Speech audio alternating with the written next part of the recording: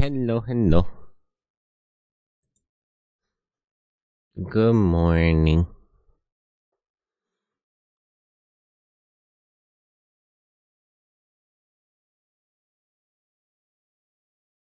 Wow, I'm a little out of it today. Okay.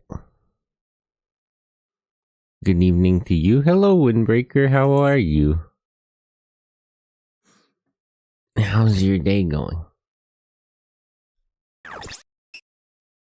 Load.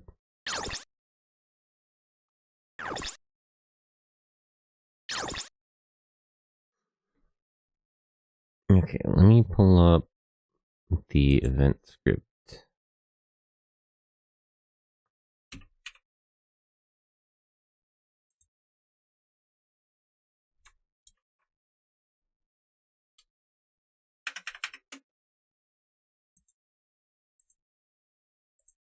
Should be around here.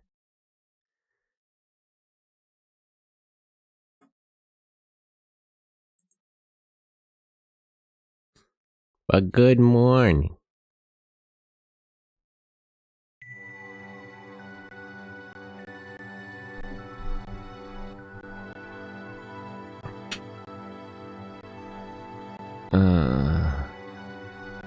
Mori no Hago. Where is this actually? Is this the Capital Forest X-Card?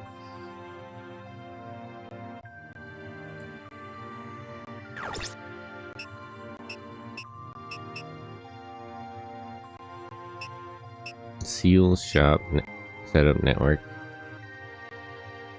I'm doing alright. About to go out for dinner with my family in half an hour. Oh, dinner. That sounds nice. I'm always hungry. What are you having for dinner?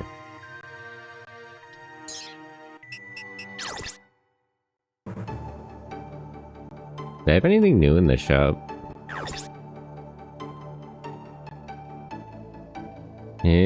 Domo. Oh yeah. This is the right part.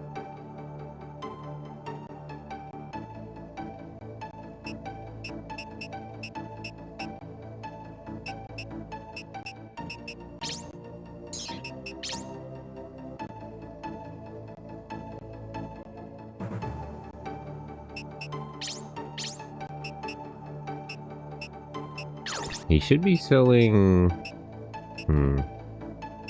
He doesn't. Over S2, Regulus, Adler, Gucci. Probably some pasta and then pastries elsewhere. Oh, Italian food.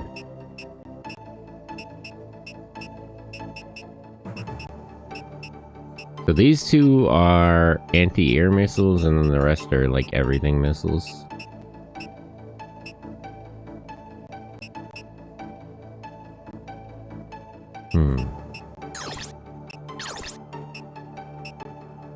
And there's a backpack that holds 3 items. Shotgun, flamethrower, rifle, machine gun.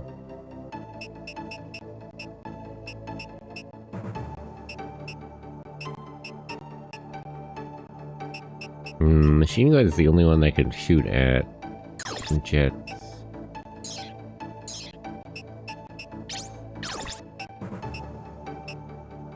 Cleo, Delicat. Okay, let's look at the setup.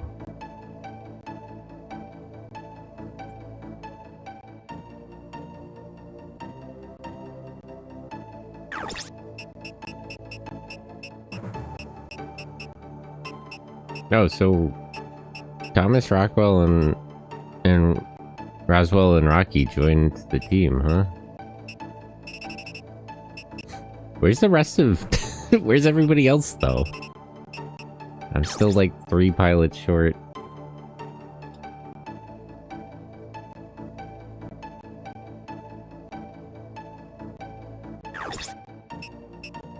Okay, let me see if anybody's too far behind the current standard. I'll get them a whole new set. Otherwise, I'll just make specific replacements. Let's see, what do we got here? Walrus, Kafir, Baj, M25.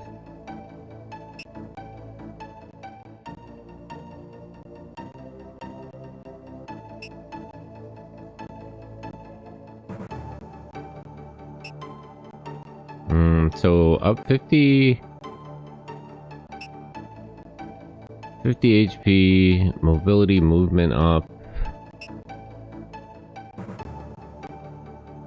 Wait, how much is movement up? That might actually be worth it. By 2?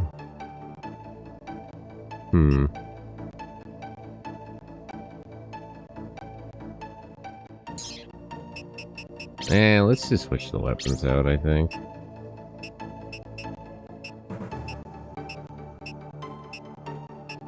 Oh, I can only get that weapon with the full set? That might be worth it then.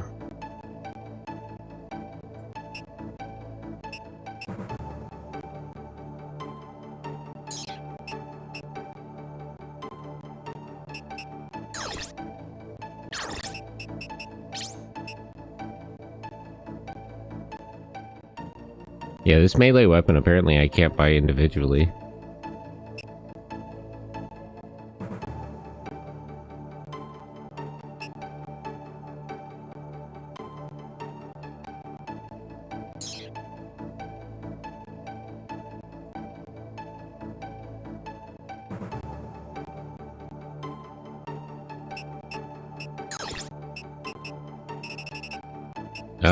Thomas, Rocky, and Roswell showed up with new equipment, right? So I don't think I have to worry about them. Or maybe not.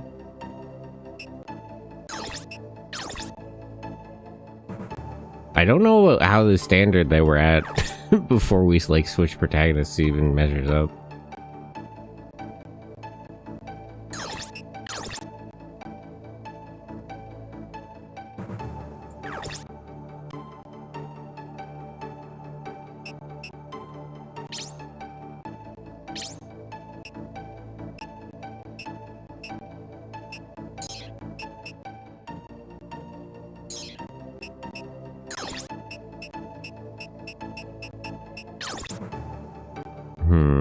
And what do Lisa and Sayuri have?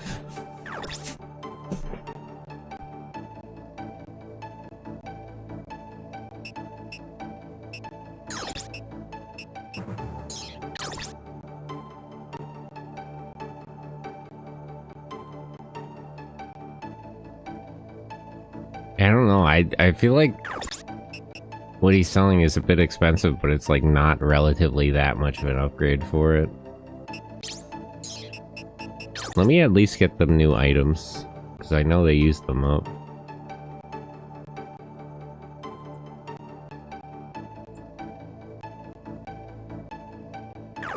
Or wait, can I just go to the setup without the shop? I think I have some more items in stock. I don't think I need to buy them, actually. What items is he selling, though? Do you have flash grenades yet?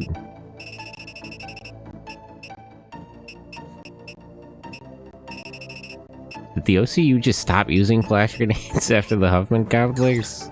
Man.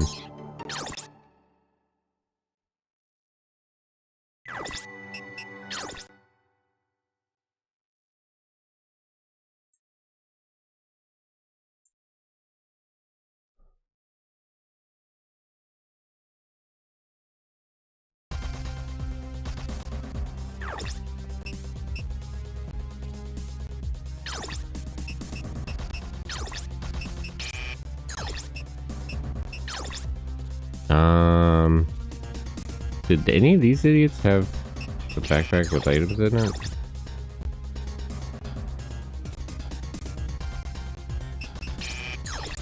I guess not.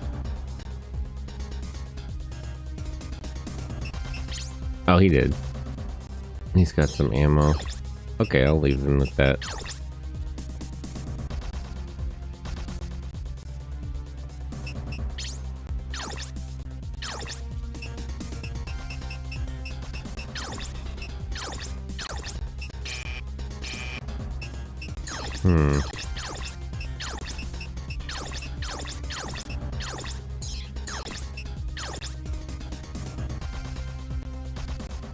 It's annoying the way that item weight is calculated. Restore one. All ports restore.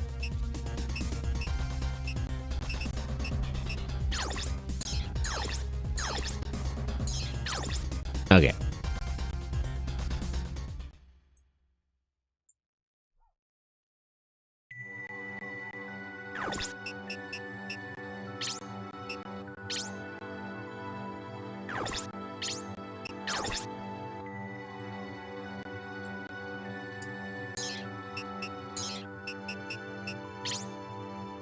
Alright. Talk to SEALs. Would it be alright for me to talk to the rescued prisoners? Yeah, but use discretion. They seem to be mostly to be Aldereshi VIPs.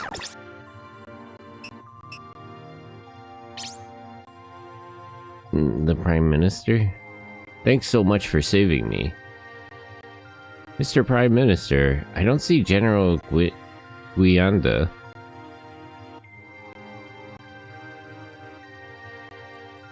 I was imprisoned together with him for a while, but he was taken off by Lieutenant Colonel Makarj. I haven't seen General Guianda since then.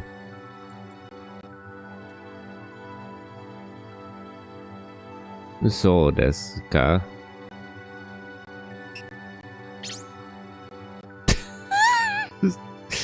Fat ugly guy is our ambassador. No wonder there's a coup here against us. I never. What the hell is going on? Why was it necessary to take me hostage?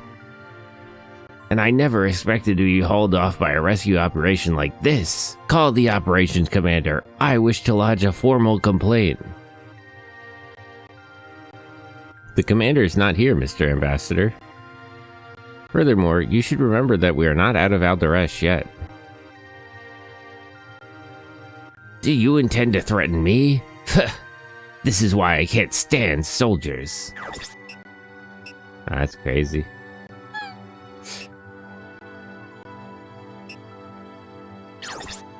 Is there any update to the news?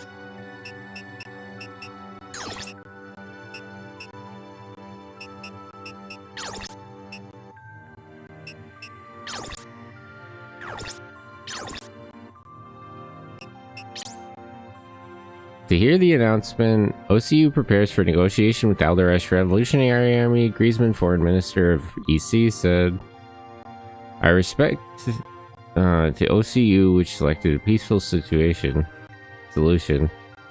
I mean, that's crazy. Foreign Minister Horace, who have second talks with Griezmann, the foreign minister made no comment.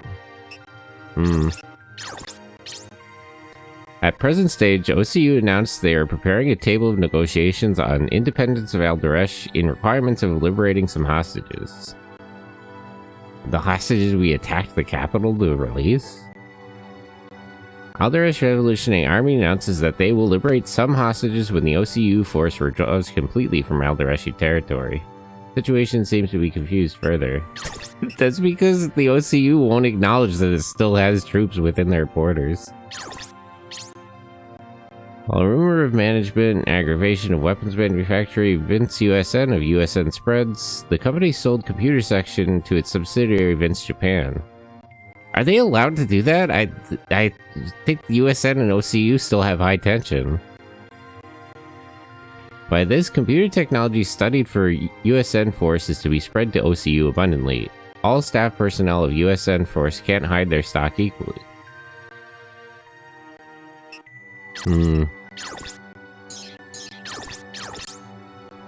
Influenced by the sale of computer section of Vince USN, USN major weapons manufacturer Diable Avionics has started.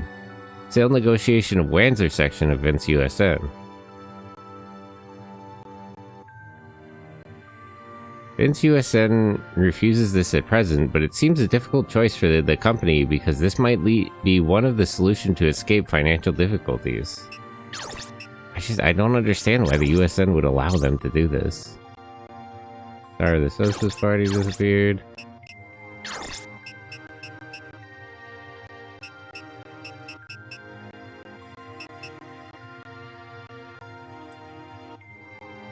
Okay.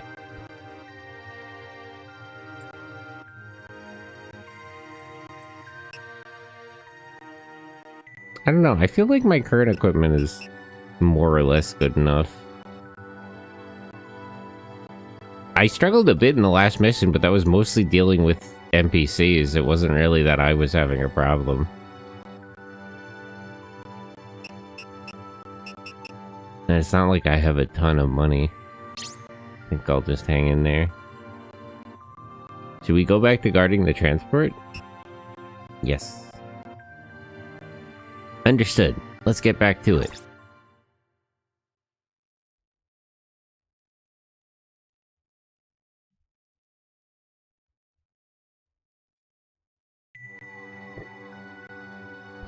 We finished gathering the hostages. It's your turn.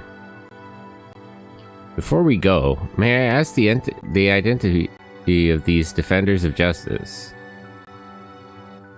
There's no time for that. Why are you being so difficult? You guys aren't even technically deserters. You're still OCU. I'm pretty sure the base you were tasked to defend got obliterated. It's not like at most you're gonna get court-martialed for dereliction of duty. I don't know why Thomas won't like you wouldn't tell them that in the last mission for no reason.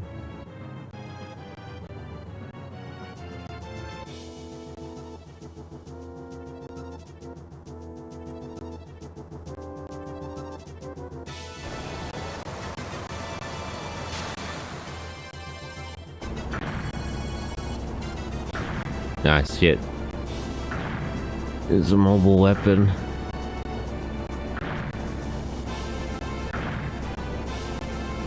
The first of this type we've seen in this game, I think.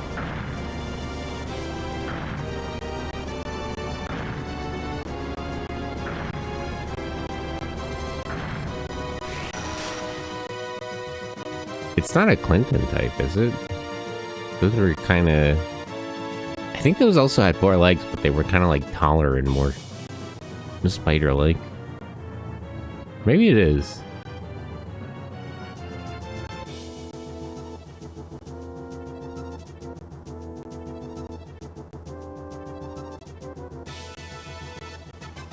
Damn. Hurry, get in. If we get inside now, the transport will be shot down. Take off now. Yeah, take the hostages. Get the hell out of here. Roger, I'll contact HQ and request backup. Hold out until then. Thanks, we'll be okay. Oh, it's a VTOL? Roger Dodger.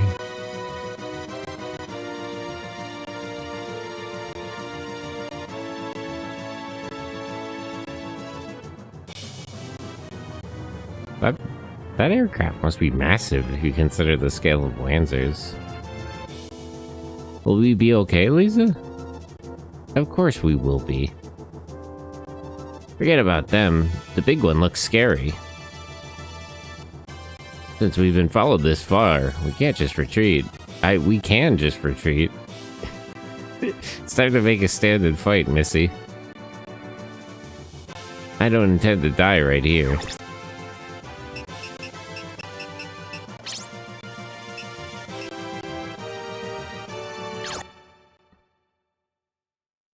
Okay, let's take a look at what we're up against.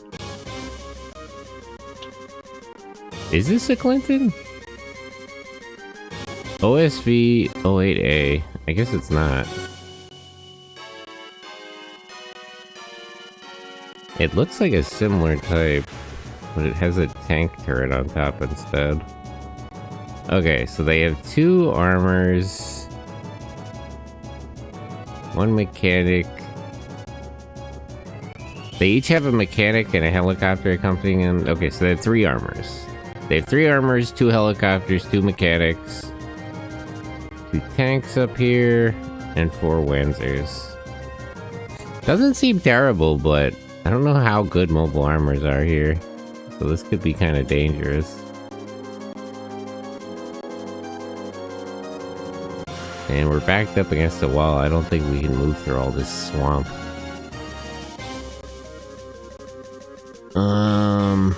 What should I do here?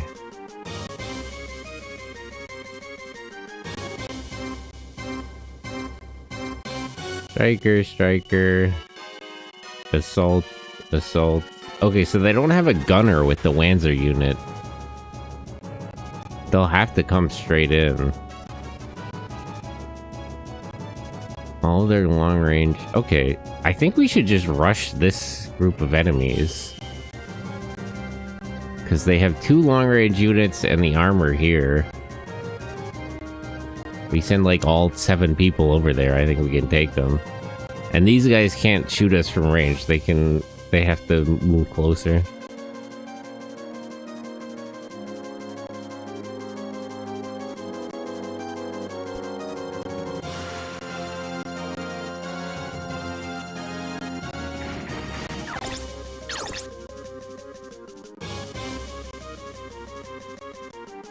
RSV 300A.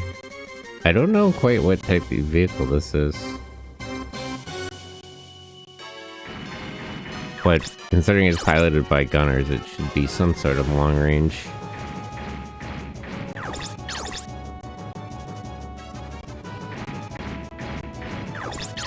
Alright, so let's pull back towards that group of enemies. If these Wanzers come in, Thomas's team will engage, but we mostly got to get rid of these artillery units and start working on getting rid of these armors.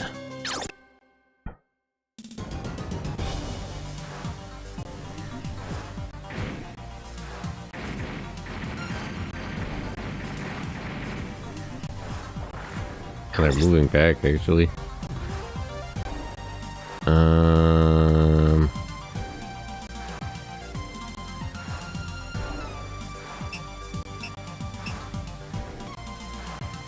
It doesn't give me hit percentages. I have pretty good geo defense, though. I don't know, block it if you can. Oh, they're missile carriers. Okay, I got it.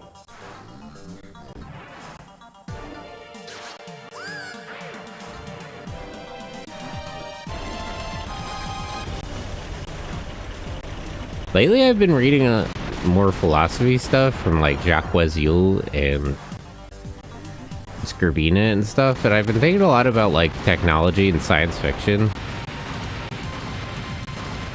Damn, Griff, could you, when I said put your shield up, could you get hit less?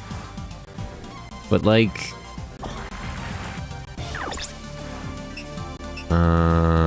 yeah, try to block that. The reason I kind of...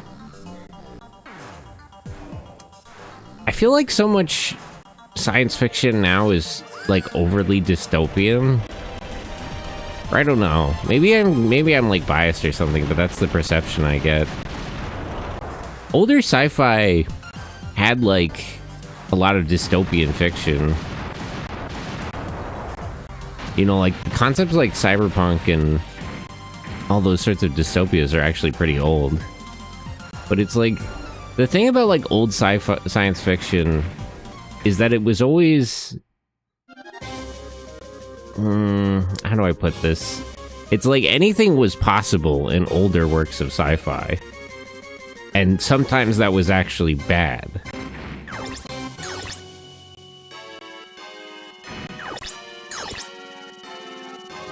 Like, the future in older science fiction was a future of infinite possibilities, and that wasn't always a good thing. But, like, the view of older science fiction writers wasn't constrained by, like, this sort of, like, pessimism that seems so prevalent now.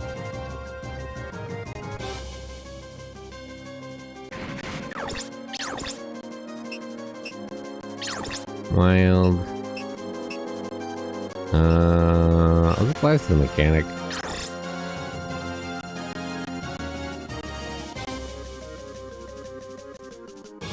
You know, if you think about, like, Asimov's works, or even, like, Fahrenheit 451 and stuff,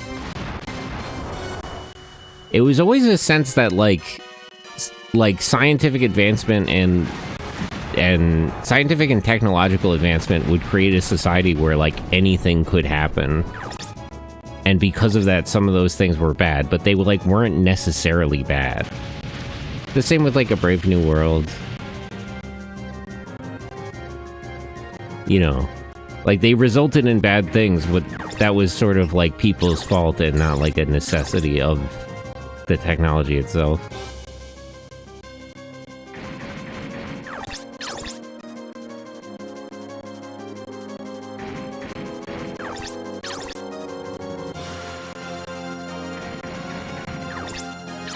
I don't know, because Scorbina writes about, like, panpsychism and, like it's sort of like more of the Greek view of technology and how techne is sort of a force in the world rather than, like, technique and technology being something people use. And I think about that a lot, like, that, like, technology itself as a concept necessitates innovation and progress, and, like, we might not have as much control over that as we think.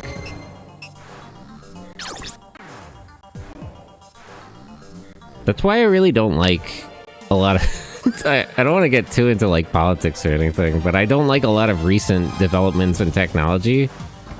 It's driven by a lot of, like, financially minded people who are... It's like... It's hard to describe because they're like very optimistic about technology, and that's not the problem in itself, but the problem is that they're, like, uncritical. That they, like, necessarily think that technology should advance and that will be good. And it might be, but, like, what if it isn't? Well, what if we advance technology in ways that are bad, actually?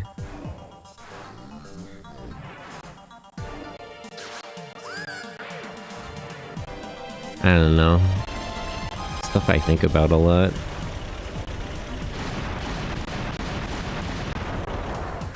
Even, like, a lot of, like, anime science fiction is like that. Like, you know, like, Gundam presents a sort of pessimistic view of the future, how we'll like, extend into space, and that will lead to a whole new kind of, like, war. But like Gundam is a setting where anything is possible, where extending into space and mastering technology is entering mankind into a new stage of evolution, where all kinds of crazy shit is possible.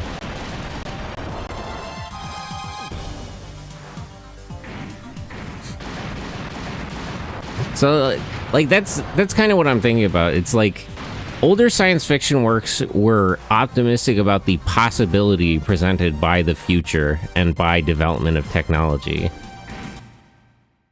They believed in a world where anything was possible, but they were pessimistic about people and how they would use technology. Where I feel like a lot of like newer, overly dystopian stuff kind of takes the opposite view.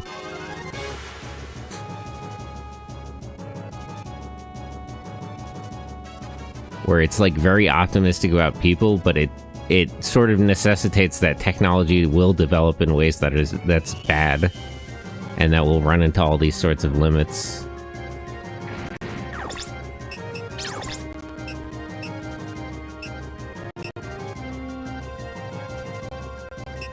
Machine gun, hurt club.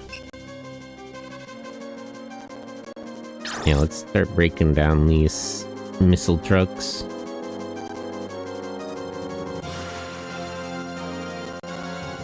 You know, like this game, it's like the setting of like Front Mission, like they're making huge advances in technology in the setting with Wanzers and everything. But it's so like the setting is optimistic about how things might develop. But the problem is how people choose to use the technology. And the technology does sort of force the question of what people are going to choose to do. But it's not like... like, the Wanzers themselves are not making the situation bad. It's that the OCU and the UNC and a lot of these different, like, forces, the weapons manufacturers, are using technology in a way that makes the world worse.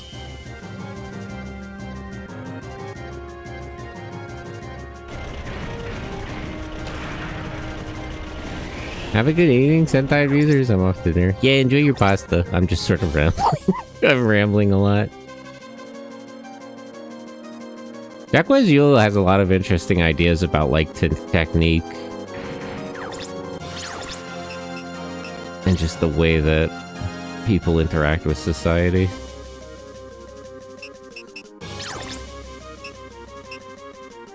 I don't know.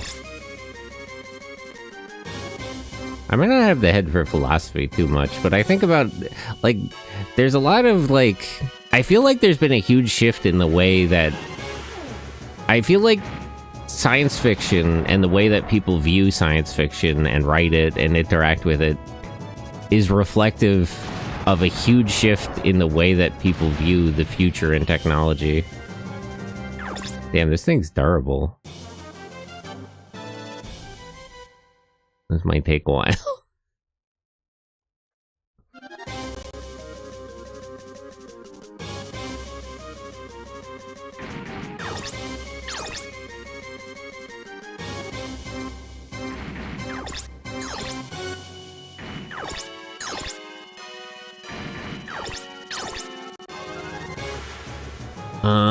I'm probably just gonna have to surround this thing and beat into the ground with multiple units.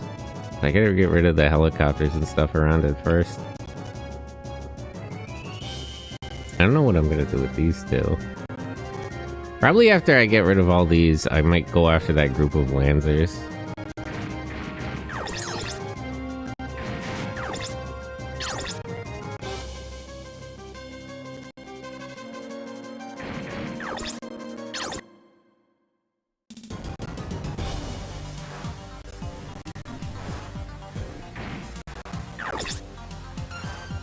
Hmm.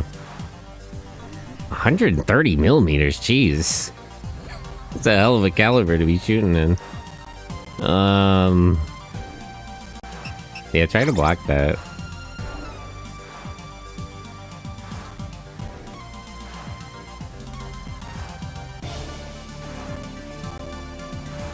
I guess that's a tank.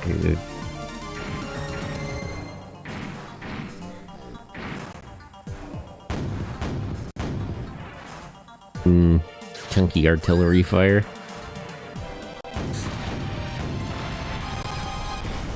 Yeah, so each one of these things is basically an artillery emplacement.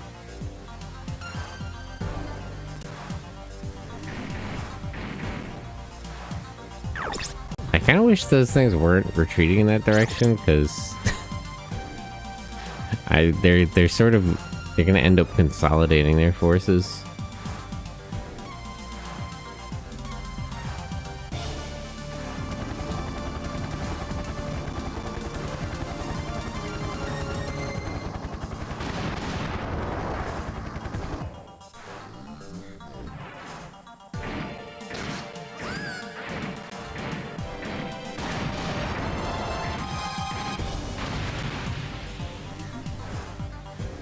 Good day to you, Sentai. Hey, Snazzy Ezzy. How are you?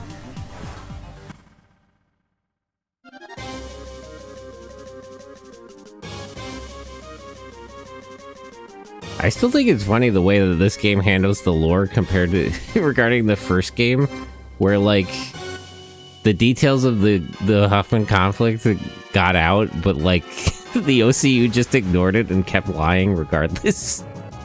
Really funny.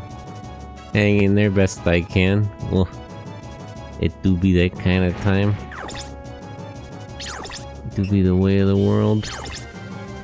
Alright, let me shoot down this helicopter.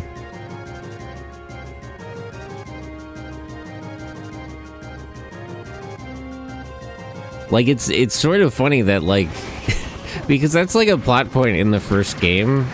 In the, like, main campaign, one of the main cast is a reporter who's like embedded with warfighters, and he literally publishes the truth of the whole matter of the second Huffman conflict, and that's like a note that the game ends on. And it's like, so you would be left wondering like why the setting hasn't changed that much from like the first game compared to the second. But in this one, you find that the OCU just kept lying regardless. like the truth about what they were doing came out, and they just ignored it entirely. And that's why it didn't really impact the setting that much, that it did come out. It's pretty funny stuff.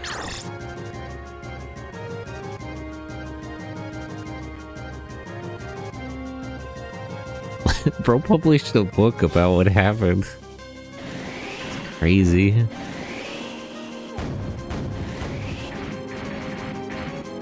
Nice dodge. Man, this thing is chunky.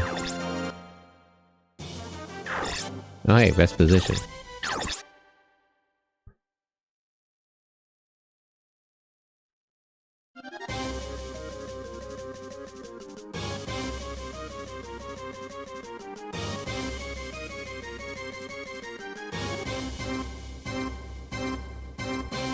Okay, Thomas.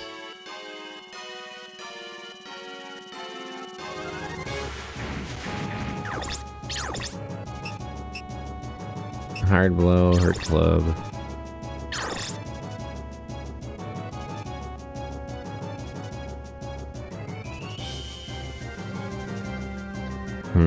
I wonder if I should target the armors first.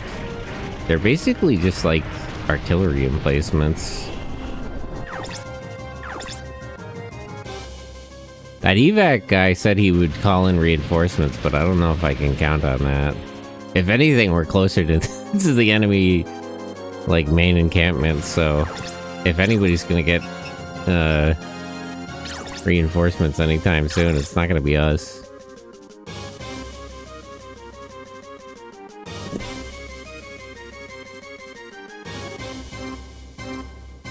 I do have to read more of Scribina's work. His philosophy is really interesting because, like, I don't know, it's a lot to unpack. Basically, there's like, so in like Christian philosophy, there's an idea called like logos, and it's sort of like the force of God in the universe acting upon reality and mankind. I'm really bastardizing this, but it's like not what I want to talk about. It's just sort of a premise. And what Scribino argues a lot is that technology, techne, as a concept, exists as a force unto the universe itself like that. Like, technology is not a thing. It is not a collection of things. It is not a description of things. Technology is something beyond, like, just our use of technology. Shotgun, rifle. And, like, the idea goes something like that. When a person, like, discovers a new technology, the concept itself exists outside of that person.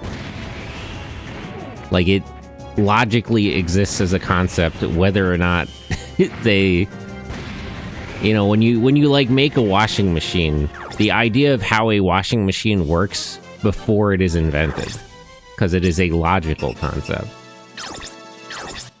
And when you create it, you just bring the idea into reality. And then when you improve upon the technology, you just bring the idea as it is represented in reality closer to, like, the real form of the thing. But you don't really, like, things aren't really invented as much as they are like discovered or understood.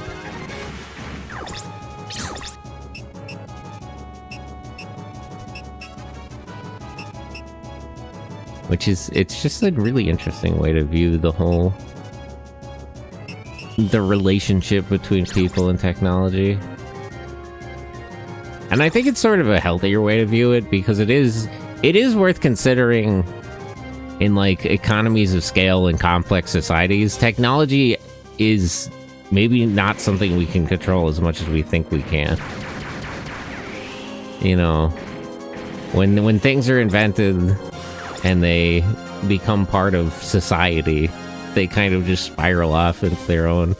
Like, I think about all that a lot with, like, the internet. Like, no one at any point, no matter, like, how smart they were in any technical way, could have really predicted the impact that the internet would have on society. You know. Because I think about, like, growing up in the late 90s, early 2000s, like, the internet was a thing, but it didn't really dominate life the way it does today.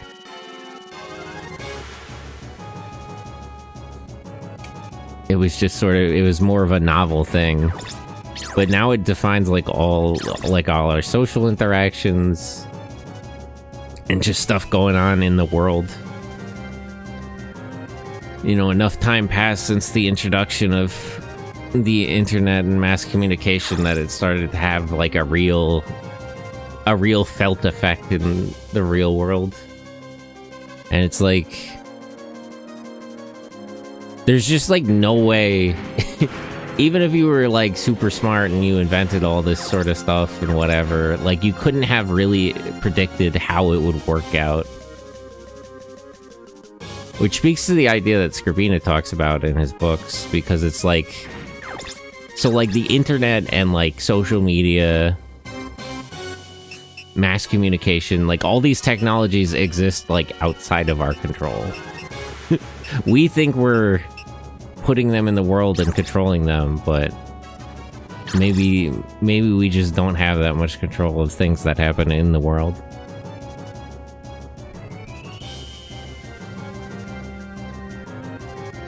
And I think about that a lot, because, like, it seems like technology keeps advancing at a more rapid pace, like, every year over year, and things just keep spiraling more out of control.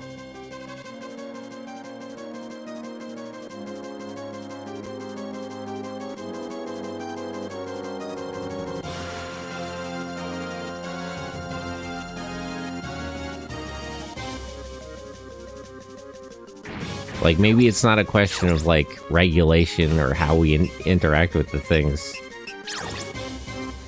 Maybe the nature of technology is that the more of what we introduce into the world, the more it will have an impact on the world, rather than us, like, using it to impact the world around us.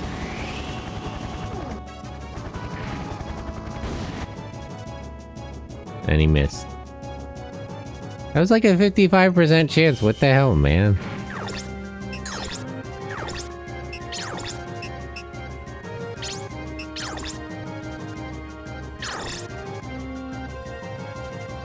Can he shoot a helicopter with anti-air rockets? I'm counting on you, Roswell.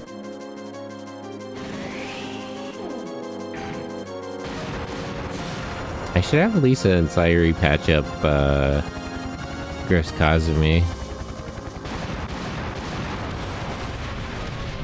It took the brunt of, artillery fire on our way up here. The rain of missiles.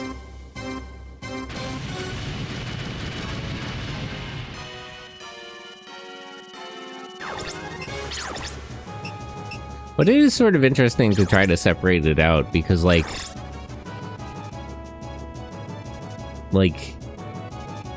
I think a lot about in my head, like, trying to separate out, because, like, obviously, technology, no technology, the internet, whatever else, it doesn't do anything on its own necessarily.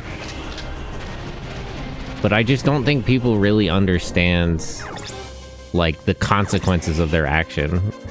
When people start doing stuff on, like, social media, and that has, like, an impact on the world at large, like, can they really understand what the results of their decisions will be? Use, restore, Griff, put his arm back on.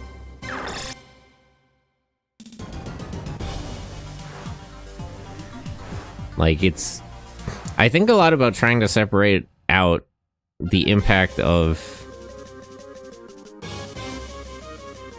like, something like the internet, or, like, specifically social media, mass communications in the world, as compared to, like, the impact of the people using it. The, like, intended impact. Like, how much of it is their decisions, and how much of it is more like the thing itself just sort of, you know, working its way into the world, having an influence on the world by the nature of it. I guess fix his body.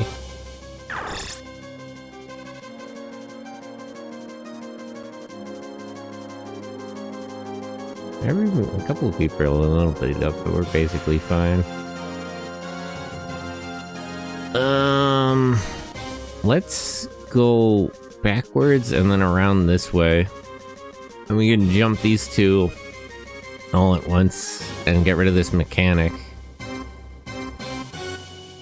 I'm a little annoyed I can't get to that helicopter before everything else, but I think I want to kill these guys. Like, I would rather be fighting these things and then get attacked by the Wanzers than the other way around. Like, if I fight the Wanzers first and get jumped by stuff that's shooting at me when I can't shoot back.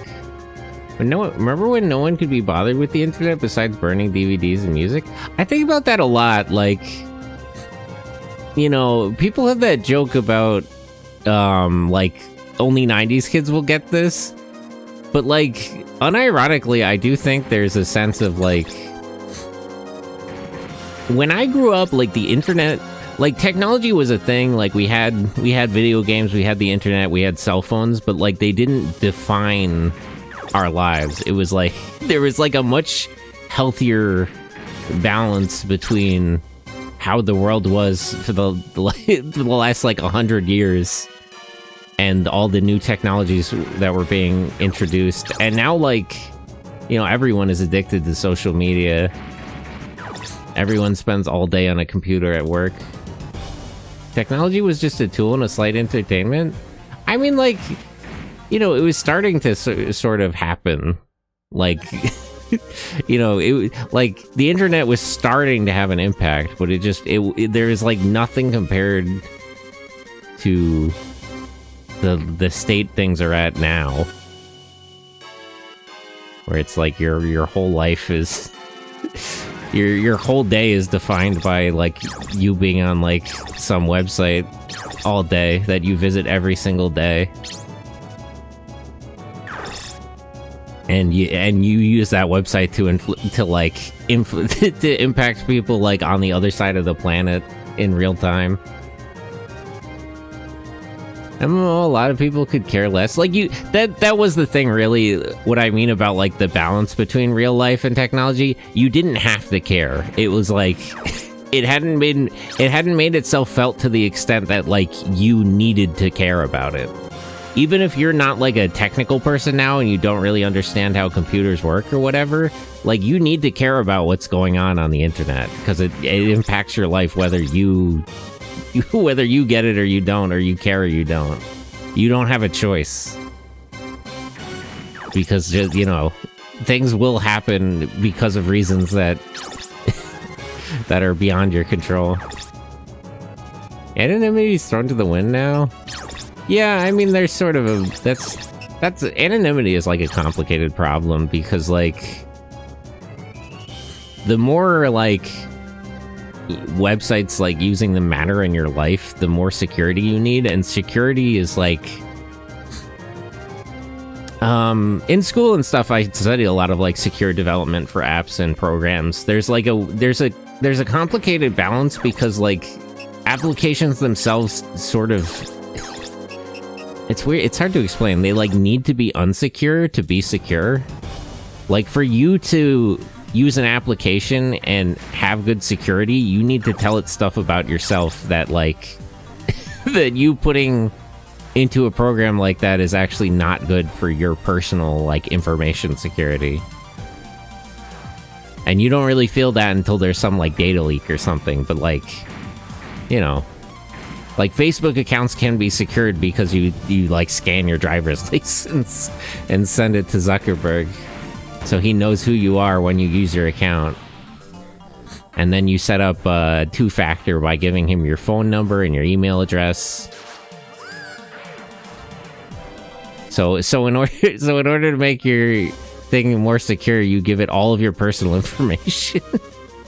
So it's like, and that is how like security works, because like that is how they secure it, but like from in a certain sense it's like it's counterintuitive because like you're necessarily making your situation less secure. Usernames were SkaterNeat69 and now it's all Johnson. Well, I mean, the thing was like bulletin boards didn't matter. Like it wasn't like I used to use bulletin boards and forums and stuff, but it was nobody's job to post on a bulletin board. And like political candidates were not on fucking forums talking about shit. Like the way that people use Twitter and Facebook now, it does sort of matter who they are. Which means we all sort of have to give up to your docs either way. Yeah, I worry about that a lot. Like there's every now and then there's this push for like real ID to make things more safe and secure. It's like I don't know if I want I don't know if I want my posts on Twitter to be like connected to my driver's license. You know what I fucking mean? It's like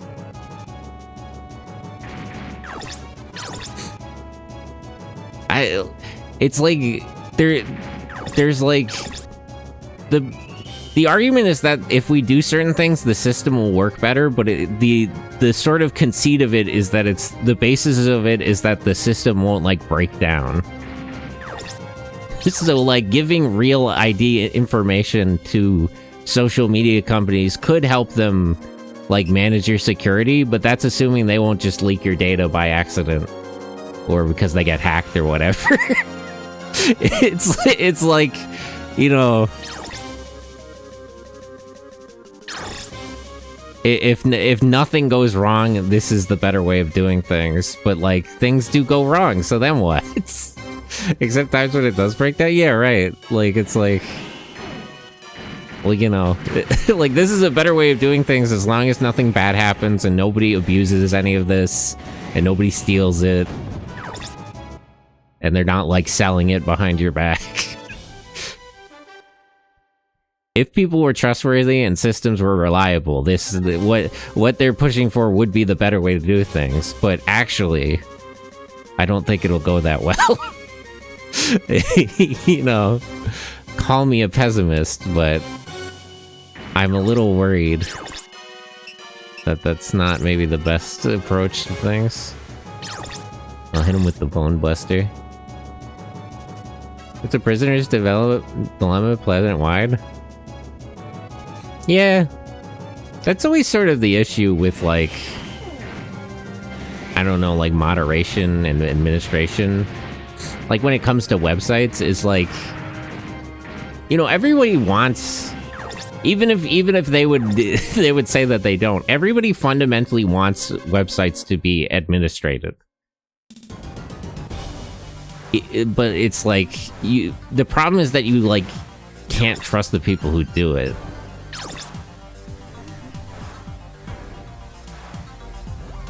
Like, everyone wants the websites they use to work and to work correctly and for people to, you know, not necessarily follow the rules, but, like, cooperate with with the premise.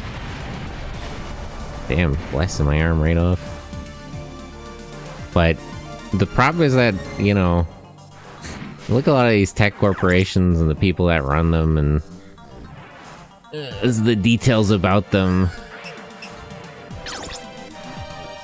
There is no trustworthy authority to administer things.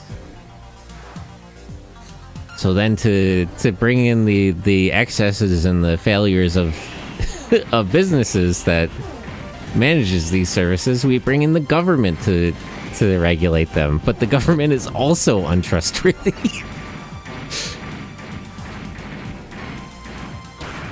And then, I don't know, we just gotta hope that between all sorts of huge powers trying to screw us over, they keep each other in check.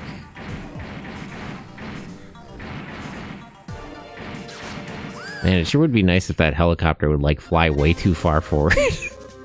Like, this guy's, like, waiting back, and that's strategically correct, because he could, like, slightly move forward and start shooting missiles at me. I kind of wish he would just fly straight in so I could kill him. If I could put in a request, I would hope this helicopter pilot makes a huge tactical error to my benefit. But sadly, I don't think he will. In the meantime, if you want to mull over every problem in the world, folk over your private details. Yeah.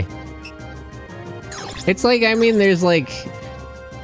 The problem is, like, the argument for, like, real ID as it applies to, like, you know, securing your accounts and protecting your stuff is, like, legitimate. Like, they're... like, from first principles, from the premise, from the... how they portray things, like, they're not wrong technically in what they're arguing. It's just, like, I don't trust them to actually do it. It's like, you know, if somebody more trustworthy were telling me this, I would listen to it. But actually, I don't think I can trust.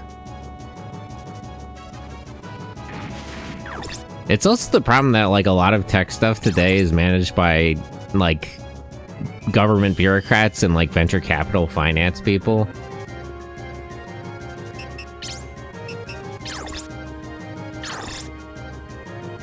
That's what I was saying before about, like,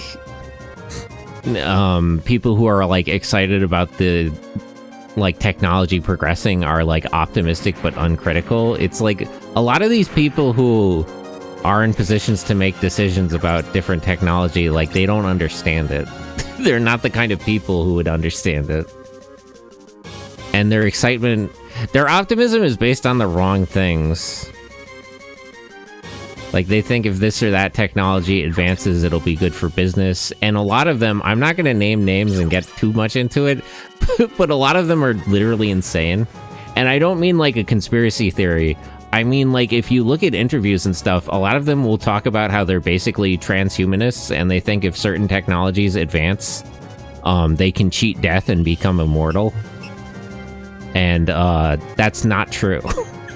I don't know, like, how many very wealthy people need to hear this, but everything that's alive now will eventually die, including you. Okay? Like, you are a mortal human being, You are currently alive. You started being alive when you were born, and eventually you will die. That's just how it works. And you're just gonna have to accept this. And I don't mean like some sort of conspiracy theory about like secret transhumanists. No, like wealthy, connected, influential people will openly talk about how they think technology can help people live forever. And they're wrong. And that's not true, and that's not a reasonable goal, and it won't work. And I know that for sure. Just because, like, I'm aware that things that are alive die. Things that live eventually stop living. Entropy, all that good stuff. Not just mortality, but entropy and the total heat death of the universe. There are certain inevitabilities in life that you have to accept if you think things through logically. They have to be insane to get to that position in the first place. There is some like weird selection there because of the way certain systems work. There's this like there's this upward selection in favor of like sociopaths and narcissists. Like, you know, it's like not even a question of like being nefarious or a system being run by bad people, just because of the way it works. In certain ways, it will favor people with bad traits like that, who have been very successful. Judging by results, the system as it is favors certain traits that are maybe undesirable for society, actually. That are in some sense antisocial, actually. You might have to pay you may not have to pay taxes, but you will pay death. You will own nothing and be happy, as they say. As is allegedly the goal.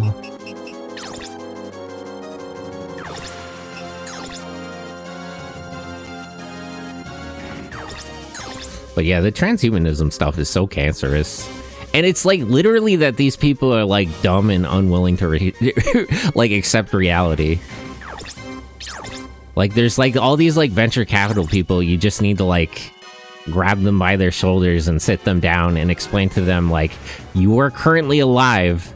At some point in the future, that will not be the case, and you can't you can't get out of that. Like, I'm sorry, I know this is hard to hear, but that's just the way things work. You know, it's rough. But you need to understand. I tell you this because you need to hear it. A lot of that's sort of the problem with a lot of the tech optimism is they're literally just wrong. they're actually just fundamentally wrong about what they think can happen. Even like there's a lot of push in. One of the reasons that, like, AI development is so big now is that a lot of wealthy people think we can get an AGI, which artificial general intelligence, which is a whole complicated subject, but if you've ever read Hitchhiker's Guide to the Galaxy, there's this whole bit where they build a machine that will answer the ultimate question of life, the universe, and everything. It'll tell them the meaning of life. And it's a stupid joke about semantics. That's not super relevant, but that's literally what they think they can do with AI. And they're wrong because it can't do that. And like, I'm not being dismissive. If you go onto like any of the best like AI models now, ask it like how many R's are in the word strawberry. A lot of them will get this question wrong, and that's because of the way they parse tokens and the way their training data is put together. There are ways to make it answer this question correctly, but fundamentally, the problem is that all of the models that exist and the way they're created cannot produce something that will look at the word strawberry, spell it in it, like the way that you logically know the word strawberry and can, like, spell it out in your head and know how many R's are in the word and that it's 3 and not 2, no AI model will ever be able to do that, at least under current systems. Because it, you know, even if it could, like, pretend to think, it can't actually do it. Like, there are tricks like that you can do that show that, like, none of these machines really think or have logic or can think for themselves in any meaningful way. So it's like, the problem is, how do you bridge the gap between that and a machine that's basically sentient? Because that's what an AGI would be. It would be it would be like a self-thinking machine that knows so much that it basically knows anything, that we could ask it any question and get a real answer. Like, it would compile all the data, and it would understand all the data, so we could just ask it things, and, like, and pull from the collective human information system. And it's like, so, like, you can't bridge the gap between, like, basically super autocorrect. You know how, like, autocorrect, or, like autocorrect works, where, like, if you start typing a word on your phone, it'll suggest what the word is, and then if you keep tapping that, it'll, like, create a whole sentence based on what you've already started typing? That's basically what an AI is, okay? Like, tech bros will try to explain it differently. That's all any of these models are. Like, it, based on certain information you start entering in, it'll, like, try to tell you what you want to hear. And it's like, how do you bridge the gap between that and something that's, like, really sentient and can actually, like, think and understand and answer real questions? Like, you can't. And all of the advancements they currently have planned to bridge that gap and reach that point are, like, processing speed, managing the amount of data it has, better semiconductors. It's like, you know, you have a machine that doesn't work for what you want it to use. What if it didn't work faster? What if it didn't work more efficiently? What if it used less power to do more work that didn't work? It's like, okay, but, like, none of these things actually make a meaningful difference in what you're trying to do, is the problem. Does it stick to hard logic too? No, it literally can't count. Like, you know, so if I was to ask you how many R's are in the word strawberry, you would think it out and you would say, like, you know, you would spell the word in your head and it's like STR, and then berry has BERR. Like, you can just count 3 because you can look at the word and you can think about the question. And no AI model can do that. And you could, like, trick it, because, like, it's just not in their data set. They can't understand it. The way they parse tokens doesn't allow them to answer that correctly. And you could trick an AI model into answering, like, that question specifically right by, like, creating a data set for counting and spelling. Like, you could bullshit this, but, like, fundamentally it can't. The way you would logically come to that answer by thinking about it is something that current, like, machines cannot reproduce. Even if they could, like, they could flim-flam their way into pretending they're doing that, but it literally cannot do that. Like, fundamentally, it's not able to do that. The way that you would answer that question, the way that you would think it out, is something that we cannot reproduce with technology. It could, like, and that's, like, that's always true. That it, like, that's the reason I bring that up, is it's true as a principle. Like, none of these machines can do things like that. And they can pretend to, but fundamentally, they can't. They cannot think logically. They cannot think on their own. And that limits what they're able to do in a level that you can't, like, flim-flam by making better GPU processing or something. It's also funny as hell that it was all proved fraudulent. I don't know if people know this, but, like, a week ago, almost the whole economy collapsed because a Chinese company put out a better AI than any of the current existing models. And they produced it in, like, a few months with like $5 million when, you know, OpenAI and all this kind of chat GPT shit took years, way more personnel. It took billions and billions of dollars. You know, it took all this hardware that we've prevented the Chinese market from accessing. And all of that is fake. Like, the idea that all this hardware is necessary, the GPUs and semiconductors, all the work they put in and the amount of money they invested, like, none of that, I mean, like, you know, the Chinese company has been accused basically of cheating. And, like, I don't know, maybe, but, like, that only goes so far. Fundamentally, it does suggest that a lot of the sort of time, money, and resources that have been put in have been unnecessary and haven't produced real results. And that it's a scam. Well, I mean, it is overall, but like literally. Like this came a few days after they announced like a $500 billion investment into OpenAI. Like, they're not going to get that much, like, innovation. They're not going to get $500 billion of innovation out of that. That simply won't happen. Because the work they're doing that they say is necessary and they say is making progress, like, they're wrong. And they were proved wrong. And they were proved wrong definitively. We can prove mathematically that what they've produced with more money and more time and more effort and better hardware is worse than something that a Chinese company just put out.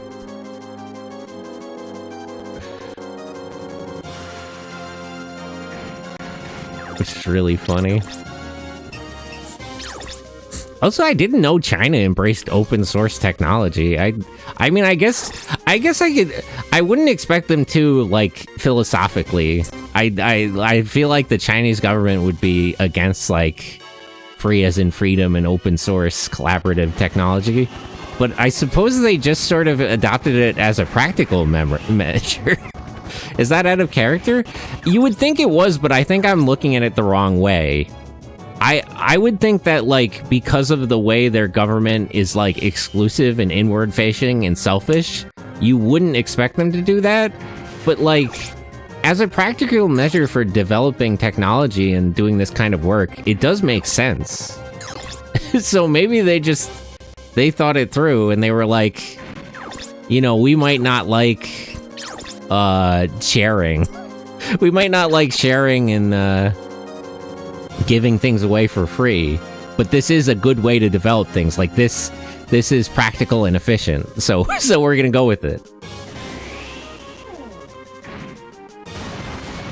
Like, the considerations I would think would make it untenable for them are not things they were really concerned with at all.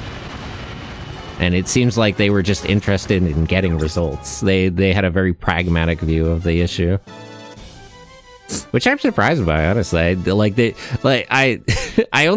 didn't know that, and I found out because I was looking into the whole economic upset. But there is a lot of adoption of, like, free open source technology over there. More than I expected. And it seems like they just view it as a practical matter. It's like, it's not necessarily, like, they're kind of, like, agnostic on the question of, like, of freedoms and freedom. They're like, okay, this is just the best way to develop things. Like, this is a good way to get things done, so we're just gonna do it. We're not super worried about all that.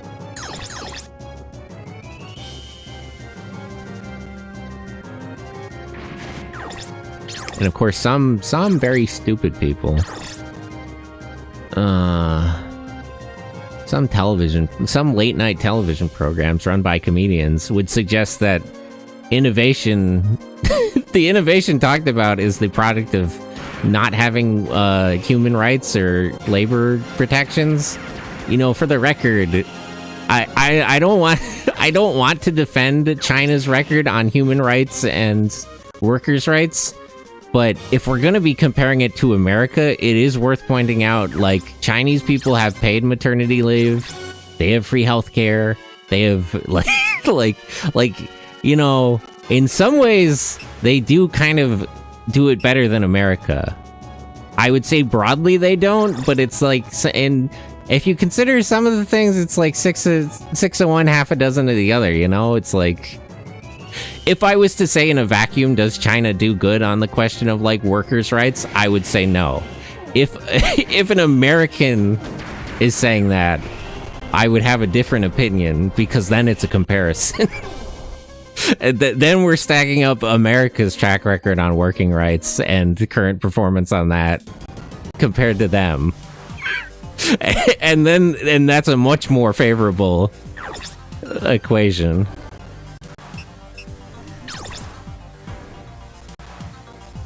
They get some things right.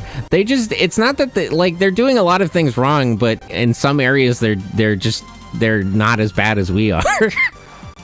Like paid maternity leave, I agree with. And I feel like anybody who would criticize them for like labor rights would support probably free healthcare or more available healthcare at least. And they have that.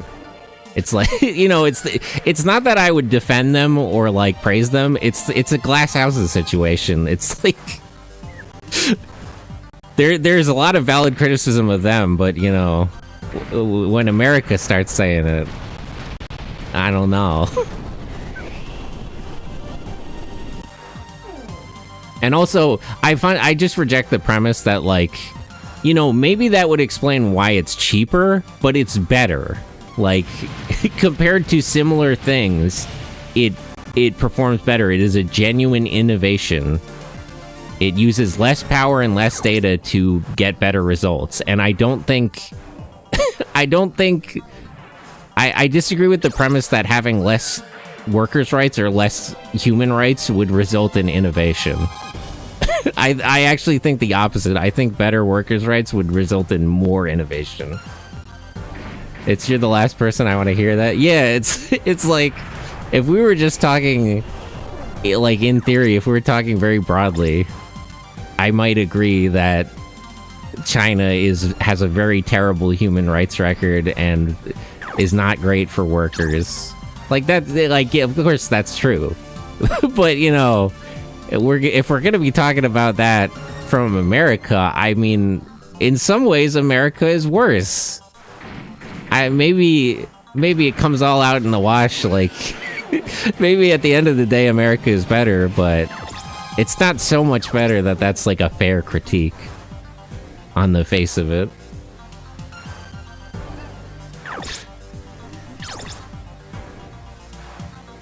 You know, clean your own house before you start talking about what other people are doing wrong.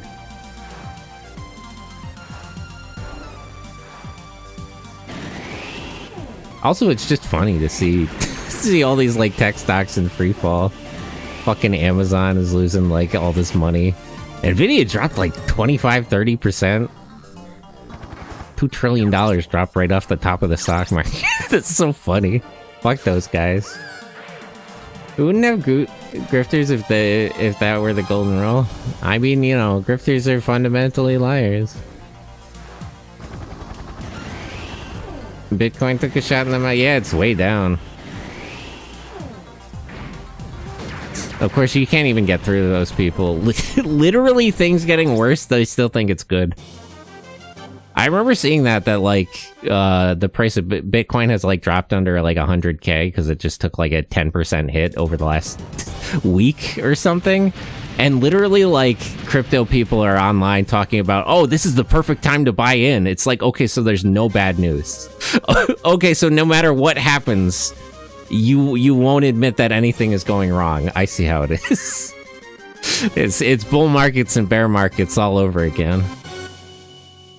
Is this the OG front mission too? Yeah, I have a translated patch. Sitting at 108 10 days ago. They're used to the dips. I get that, like, in a sense of investing, that's true, but that's the problem with, like, investment thinking. That is the problem with, like, venture capital thinking, is that, like, things getting bad can be viewed as a good thing if you're just trying to make money.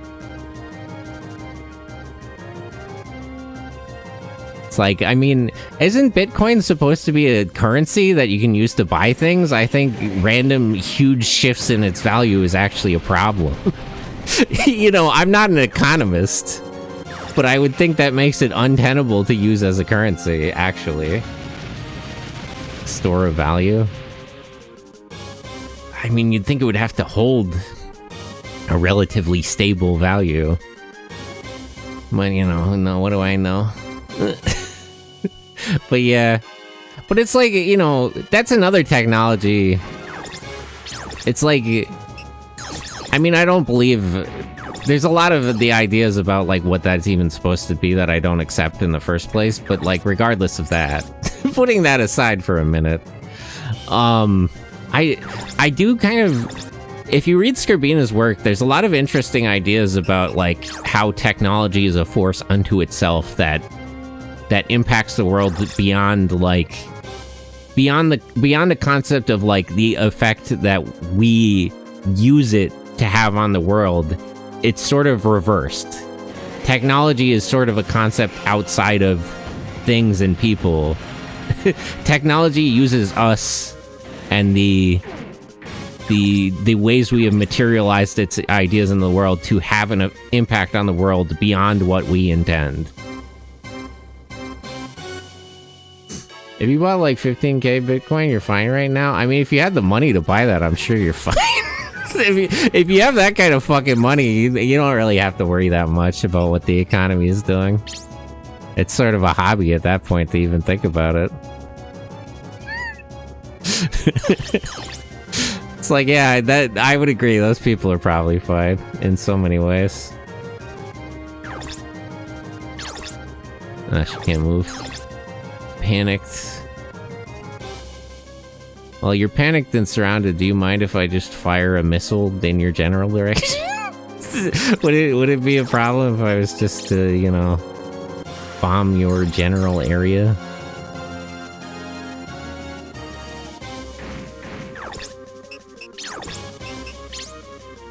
But yeah, I do think about, like, because, like, really the situation we're in a lot of ways is the result of, like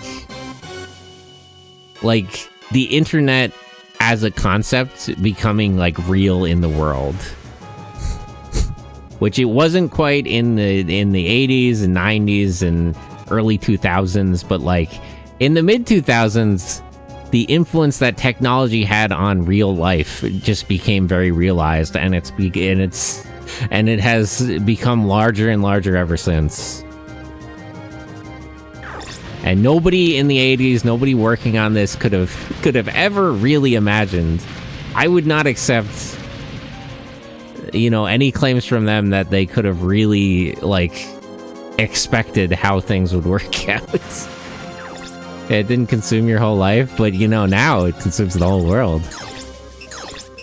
Now things have truly gotten out of hand in so many ways.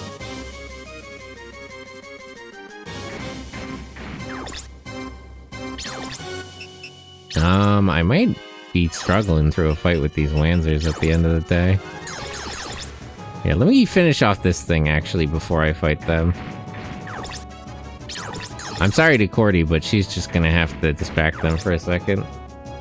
I hear everyone use the same slang. Well, I mean, it's worldwide slang at this point. It literally is like... it's like a fifth column around the planet. Like, subcultures and stuff used to be very local. Slangs and dialects, colloquialisms. But now, you know, everybody hears that kind of shit on TikTok. Ugh, TikTok. I hate that whole situation. I won't get into why. You can look it up. You can look up what groups were pushing for TikTok to be banned. And which senators were really enthusiastic about that recently and who they take money from. But the TikTok ban has nothing to do with, like, China. That's all a blatant lie. And now Oracle is in talks to buy it to keep it from getting banned, which defeats the whole purpose.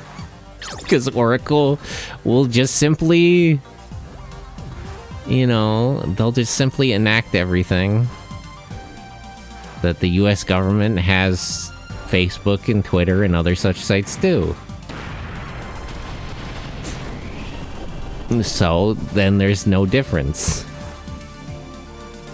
Here, everyone uses it. Yeah, even people in their 40s. Yeah, it's crazy. It's crazy to hear like people, like older people, use like internet lingo. That's always so funny. It's hard, like, you never would think about it just because of the way we think about those issues, but literally, like, there are boomers who are chronically online. There are like boomers and like Gen Xers who spend all their day on the internet. Isn't that crazy? Isn't that crazy? Yeah.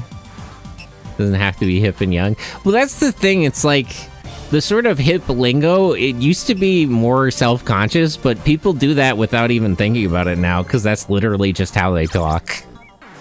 They literally have internalized a lot of this sort of the manner of speaking because they use Twitter and stuff.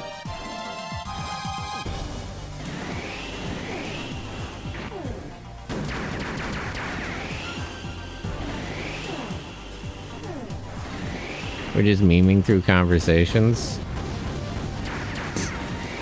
And Richard Dawkins... It was Richard Dawkins who came up with the idea of memes, right? I should reread that book. He really hit it on the head. Him and Hideo Kojima. That was a really transcendent idea, if you think about it.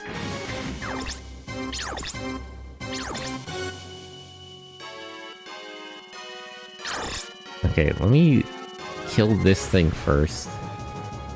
Why is this listed as a Lancer type? Is it an armor type? I guess these are sort of Lancers in a sense.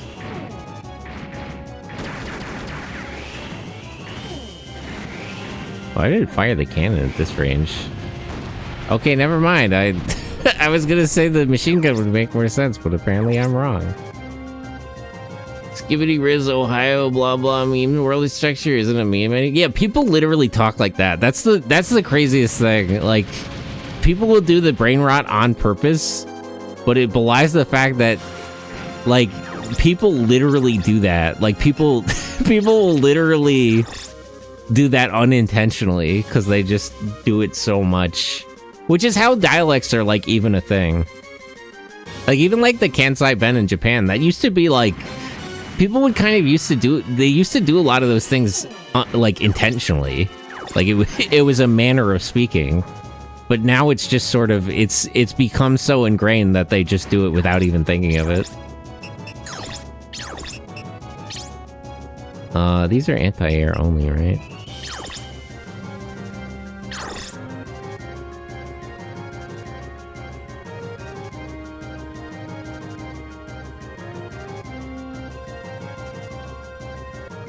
I don't know. Linguists have their work cut out for them. They gotta tap in. They gotta figure out.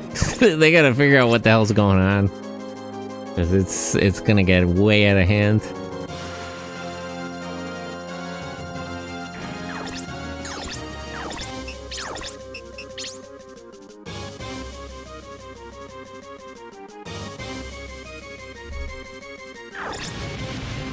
Ah!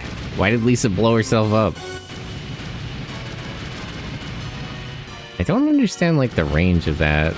Because it gives you a 4 square, but it hits, like, that whole block. I might be cooked. I might have to restart this fight with better equipment, because getting down to the wire, and it's, like, 3-on-5.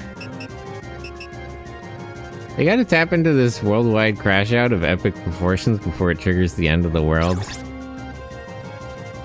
Yeah. They gotta tap in. I just need to tap in. That's the real problem.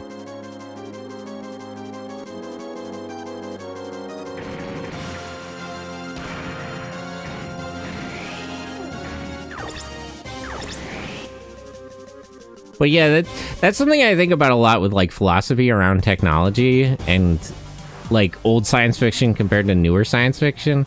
I feel like older science fiction, you know, Like Ray Bradbury, Ray Bradbury has like a short story about how like people go to Mars and they accidentally give the Martians like chicken pox or something and kill them all. And it's like the sort of idea of like older science fiction is that technology will make anything possible, and like the future is good, and technology could be good. It has a lot of potential, but we as people might make it bad. And I feel like newer science fiction and newer just sort of the views of the future and technology is this thought that like it's sort of like inverse. Like technology will necessarily make things worse, but maybe we can save the world if we do things right.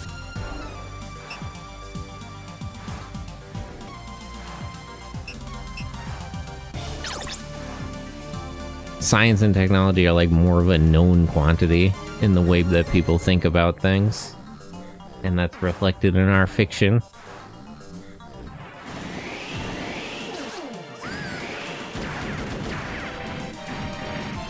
Because like old science fiction, it's not that it was like optimistic or pessimistic or anything. Fundamentally, it was like romantic.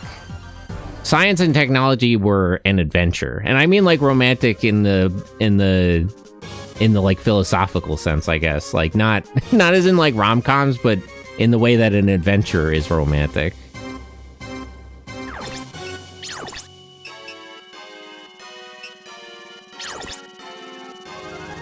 A man's romance, as it were.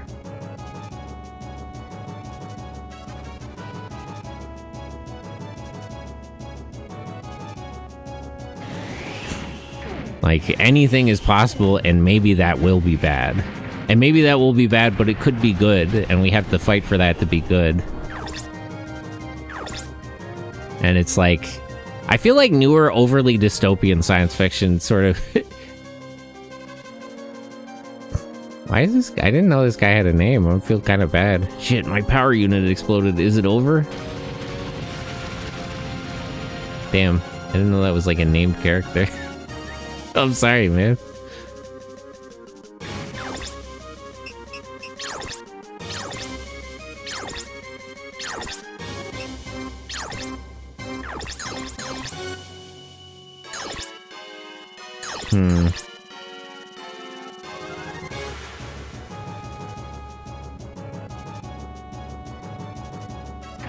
I should have changed out Roswell's weapons, because he doesn't have anything to fight stuff besides Gent.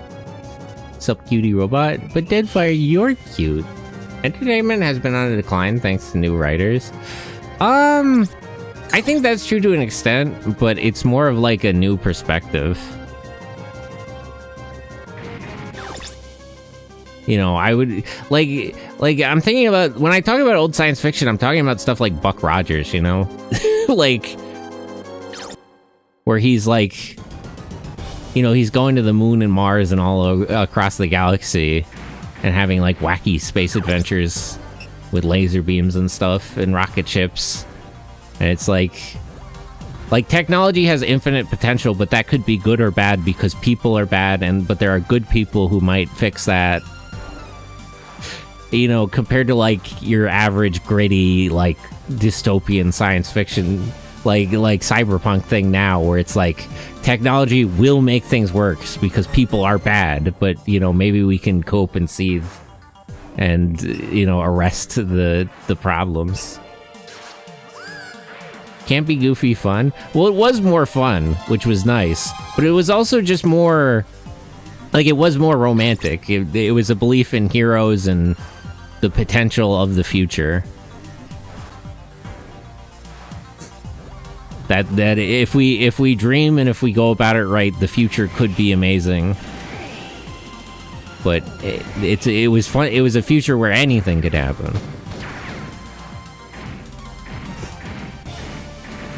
And now people kind of feel like they know what's going to happen in the future, and they're pretty sure it's going to be bad. That's an American take on AI. Gets showed how we live with it and the problems it might have. Yeah, but even like Ghost in the Shell, it like the setting, like it had a lot of potential in it. Like it was sort of like a it was pessimistic in like outcomes, but like it did show that like, you know, the future was it was a future where anything was possible in the sense that I'm talking about.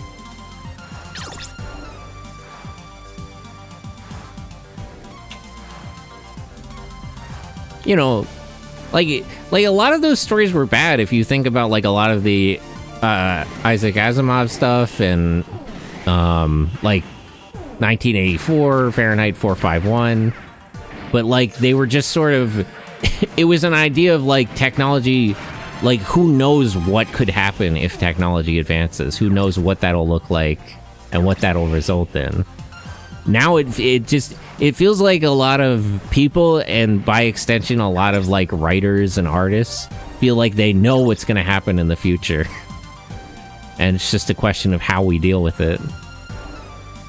Where it's like people before used to just sort of dream about what could happen and how maybe anything could happen, and who knows how we'll deal. I'm gonna lose this fight. I'm kind of mad. I was thinking before, like, if I should buy better stuff and if it would be worth it, and apparently it would be. I don't think Thomas can go 4-on-1 here, is the problem. Here, can I give up and restart? Yeah, let's... I gotta run this back from the start. You know, because, like... You know, like, Astro Boy was like that, Tetsujin 28, Giant Robo. Like, they did show, like, in a lot of ways, like, a dystopian society or things getting worse. Cashern. Yeah, Cashern was crazy for that. Cashern was talking about, like, wild shit.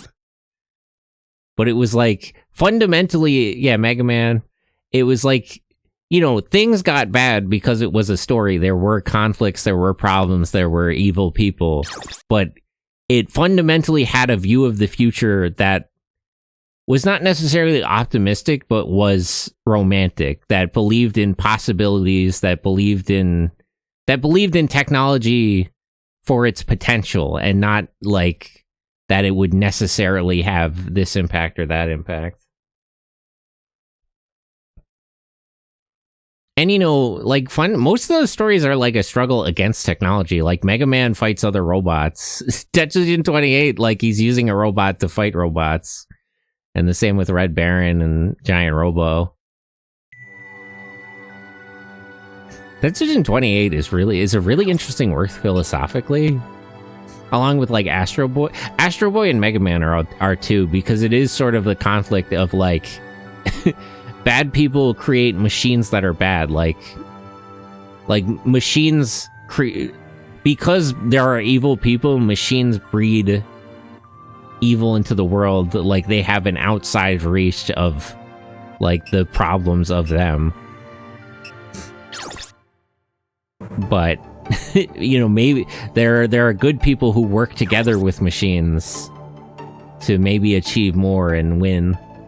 And maybe the good guys win. Maybe technology can be a good thing if we believe in it. If we all believe in Mega Man and the Mighty Atom and Cashern. If Cashern won't do it, who will? You know.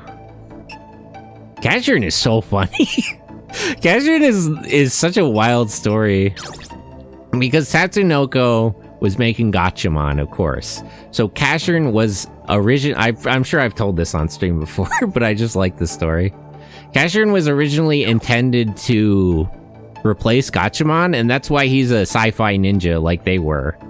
But I think it was either Fuji TV or TV Asahi. I think it was Fuji TV. They were like, we were actually going to commission a second season of Gatchaman. So can you still make Cashern, but like rewrite everything about it so it fits the fairy tale block? Like change the setting, change the characters, change the story, like change all that shit. That's why it's like set in like castles, and it's like basically about like who would win in a fight between Pinocchio and Frankenstein, because they like originally, Casshern was designed to replace Gatchaman, and that is why he is like a science ninja. But they, like, the TV studio asked them to change everything about the story in like a month before it started broadcasting to be entirely different, and they were like, yeah, sure. Yeah, sure, why not? We can do that. Yeah, alright.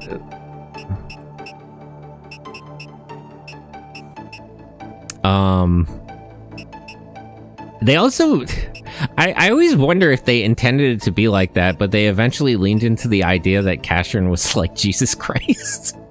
Because it literally is like... So Casshern's dad creates Bry King Boss, who is intended to be good, but turns evil and, you know, turns on humanity, his other creation. You know, turns on humanity, you know, sort of like God and the devil.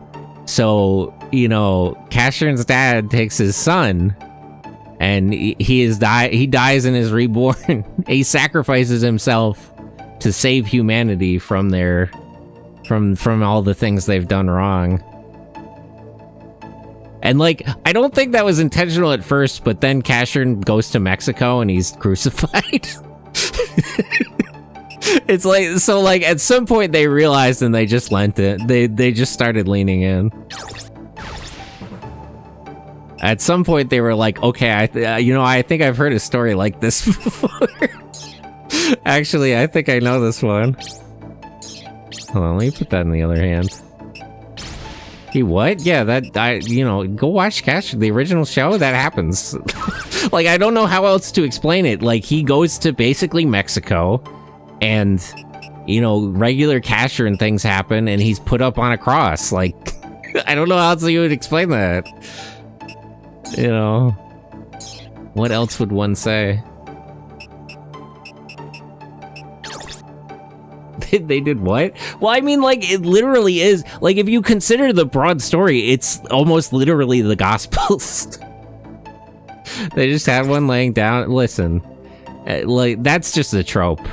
That is also just a trope in Japanese media, which is, I mean, which does go back to the fact that all those guys were reading the Bible like it was a cool work of fiction. And, I mean, Ultra 7 basically established that trope.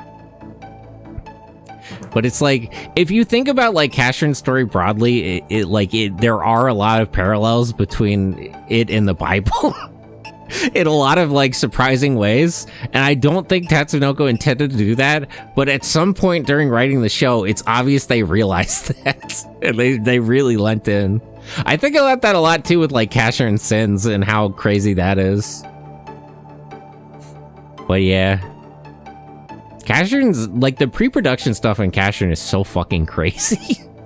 Because, like, it's just such a lunatic idea to be like, I know this is a story about, like, a cyborg, but can you make it, like a, can you make it a fairy tale story? And it's like, yeah, I don't know. Have you ever heard of Pinocchio? Who would win in a fight between Pinocchio and Frankenstein? That's the real question. I'm sure Hideaki Anno was front and center for that. I feel like he's... I do want to know, but I think he would be a fan of Casshern. I would like to believe that he likes Casshern. Okay, Griff was struggling a lot.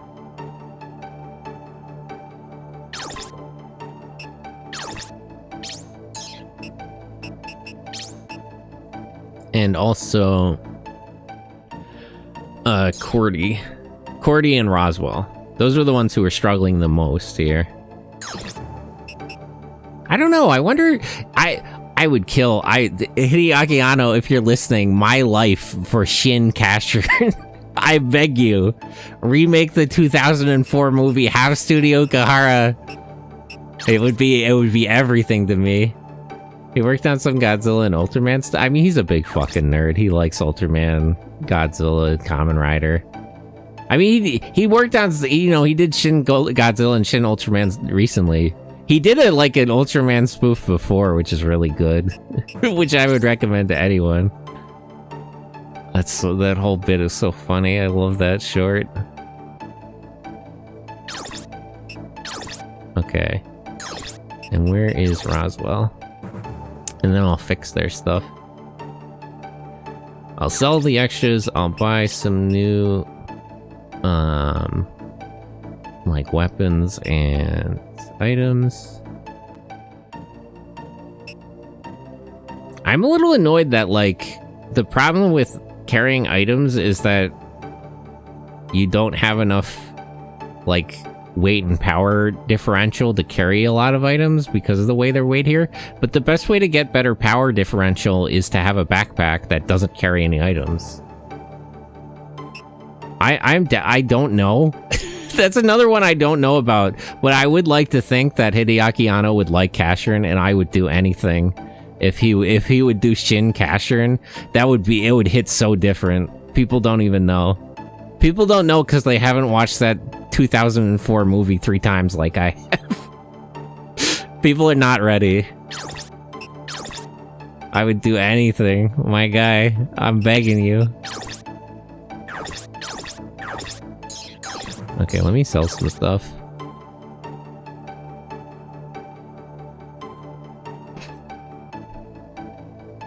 I'm sure Tatsunoko would be down. They like they put out a cashier thing every now and then.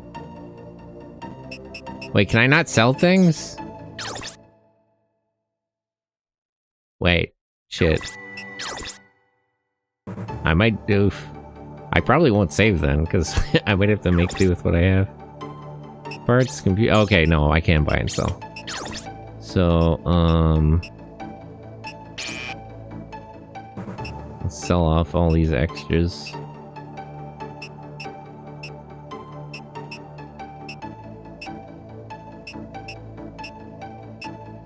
Actually, I'll keep the better stuff, because maybe I want to switch that in.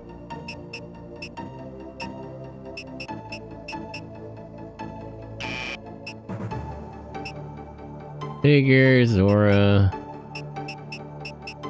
Yeah, so this stuff I'll hold on to, actually.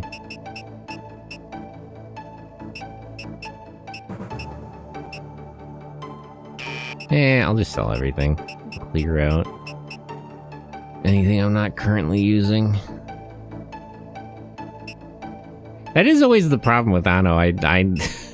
We've gone through the like, of the list of things that he's liked and would be interested in working on, we've hit all the big ones, which is Kamen Rider, Ultraman, and Godzilla. And now he's working on Gundam. I don't know actually what he thinks about Gundam. I'd be curious to know. I know there's a story which is probably untrue, but apparently at like some awards thing that where like at some like anime awards show, he tried to talk to Tomino and like tell him that like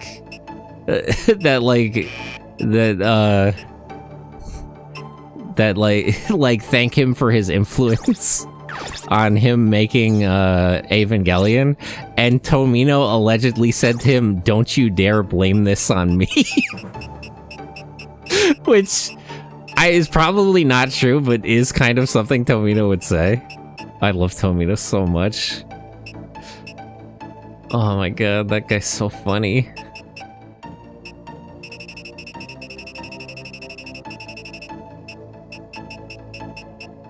Because he has... The thing about, like, Tomino is it's hard to tell whether some of that kind of stuff is true, but it is true that he's, like, literally given interviews where he's talked about how much he fucking hates anime, and he doesn't view his work as anime and stuff.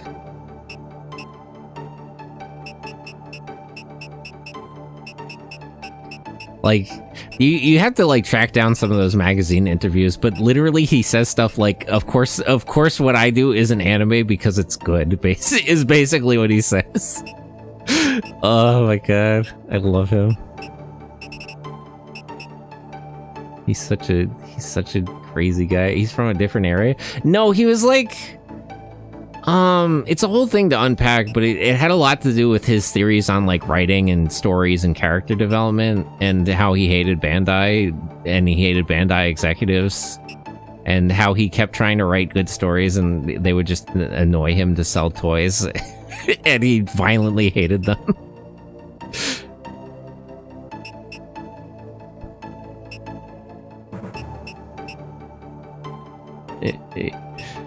It has a lot to do with like it's like a whole thing because he really got into it. He was in a bad place. He made Ideon. Ideon was a whole other thing. Ideon and like Turn A are like a really serious situation.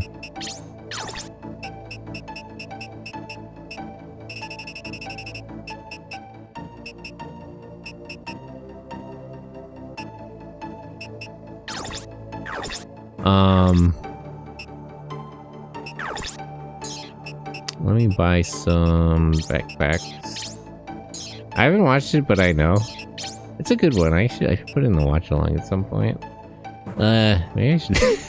I don't have any time, but maybe I should organize a second anime watch along.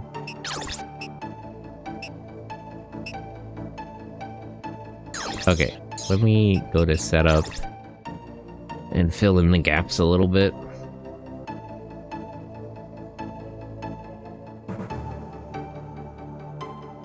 I feel kind of bad for him because he's doing the like Reconquista in G, which is good, but like he literally talks about it like he intends for it to be his like definitive work and magnum opus, and it's like it's good. I like it.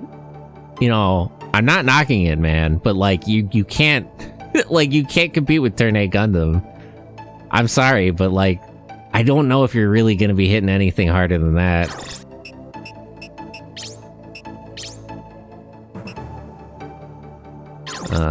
Machine gun over here.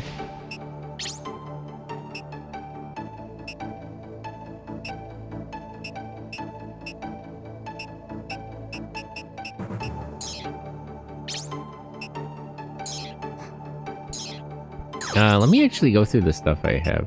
Well, let me change out their backpacks.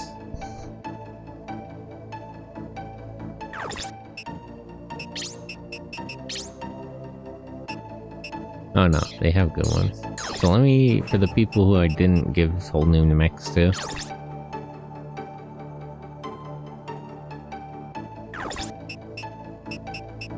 Weapon, backpack.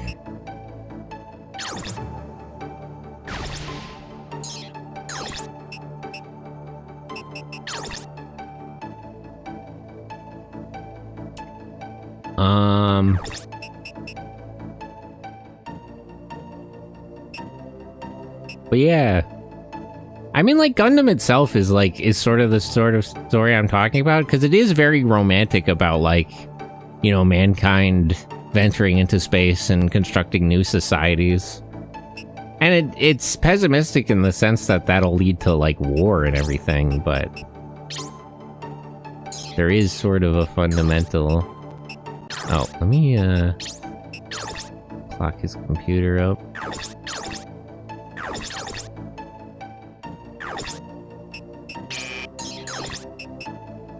Roswell.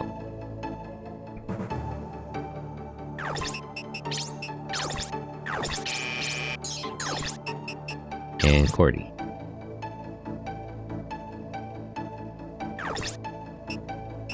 Computer. Okay, let me go into the regular setup now.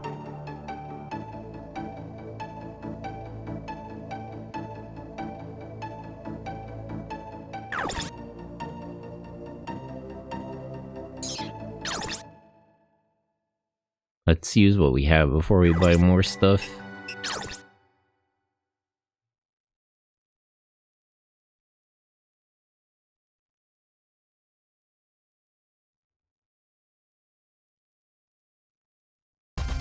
But yeah, I don't know, I'm a big fan of older sci-fi. I like a lot of old mecha shows, and man, the mecha shows I like the most, speaking of technology representing like anything being possible, the mecha shows I like the most are like magical mechs. There was a whole minute in like the 80s and 90s after SD Gundam exploded in the 80s. There were a lot of like SD mecha shows, and most of them, the mechs were like magically powered. So Lord of Lords Reunite, Mado King Granzort, NG Knight Lamune, and of course the Spirit Hero Wataru. It was sort of it's like a different, it was a renaissance of sort.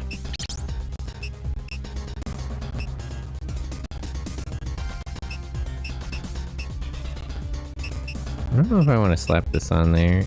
Make him too heavy. Maybe I'll just give him a shield.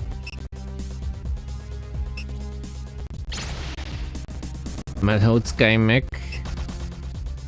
Yeah, it's always a cool idea.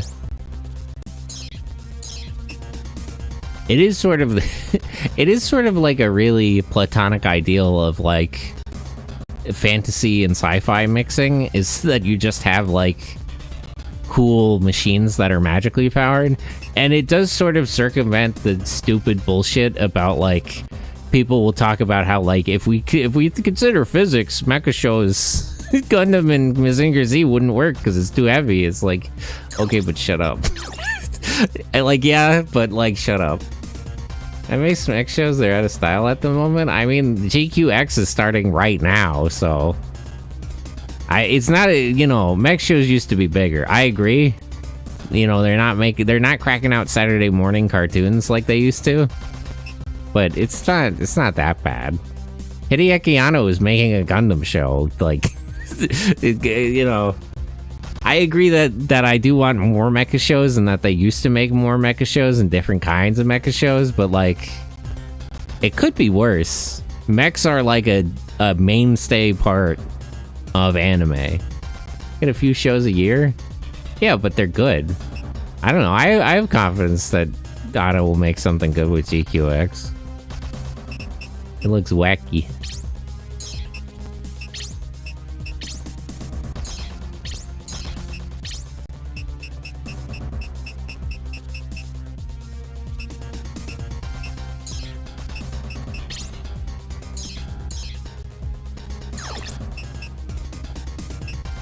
Might as well.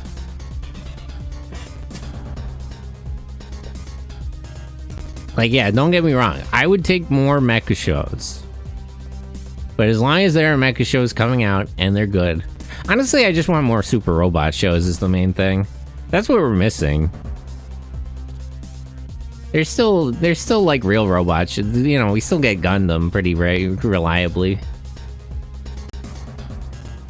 They need to tap back in on like something like Mazinger Z, something new, big giant robot. Honestly, they need to tap back in something like Tetsujin 28, Giant Gorg or Giant Robo.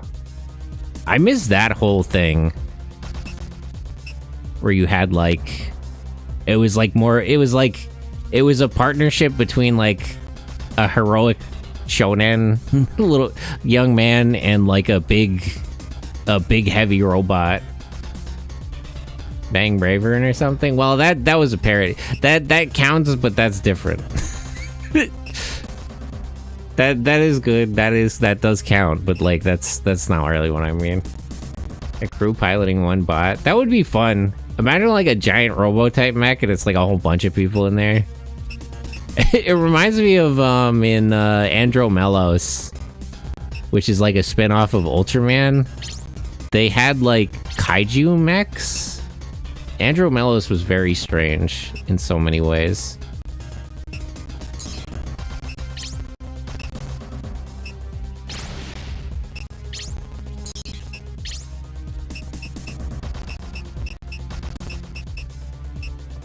Guy snipe.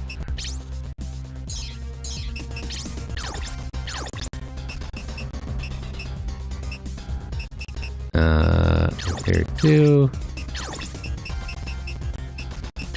Restore 1. Repair 1.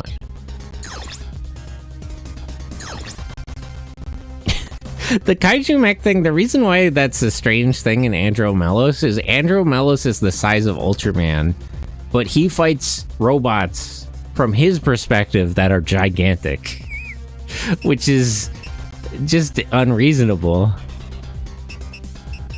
Like, you're already giant, bro. How much bigger do we gotta get? It's cool though because like all the mechs look like old kaiju.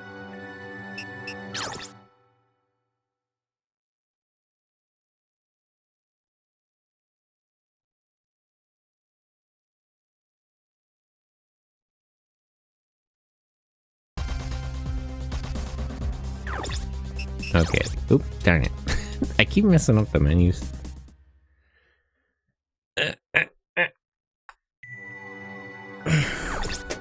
Giant Gorg is fun.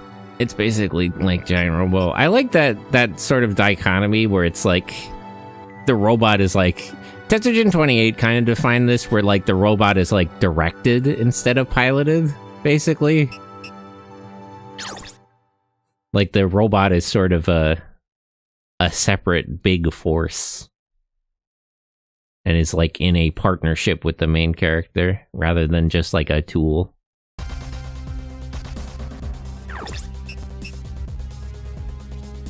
Also, we need another show like Astro Boy.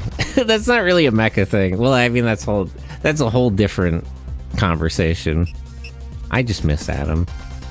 Has its own mind. Yeah, it's like, you know, like when they're riding on the mech, or they're like they're commanding it from nearby. It's sort of a different dichotomy than like an actual piloted mech.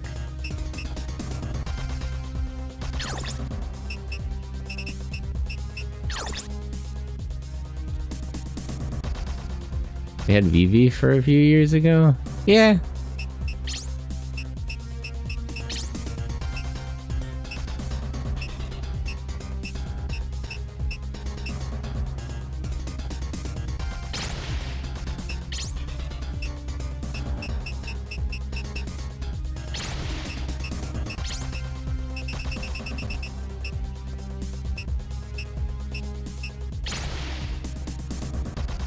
That was a few years ago.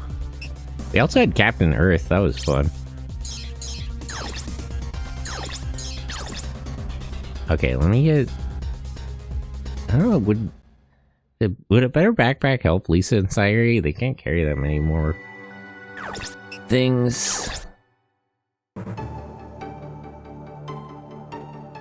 I don't know. I do agree that we could use more mecha shows, but it could be worse. Actually, this year they announced they're doing Aquarion, they're doing Spirit Hero Wataru, like, reboot, which is I'm not sure I'm happy with. I mean, I love Wataru, so I'm happy to see him, but I don't know. I don't know. I have to think about that. I have to see it first, and I'll think it over. I'm optimistic, but Wataru is really a product of a different time entirely. I need to watch the original Aquarion. That's a tough one. I like Aquarion, genuinely, but that's a whole thing. That's a whole thing to get into. Yeah, but you know, I'm not sure if you do need to watch the original in Evo. Like, I don't know what the new one's gonna be about, really. I couldn't tell you. It's hard to say.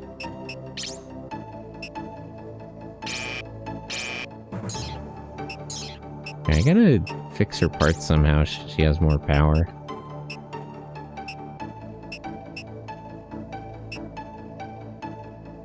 Tall dog.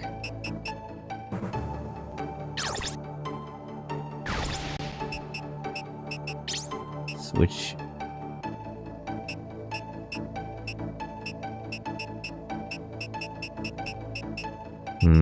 There's no legs that improve the weight power balance.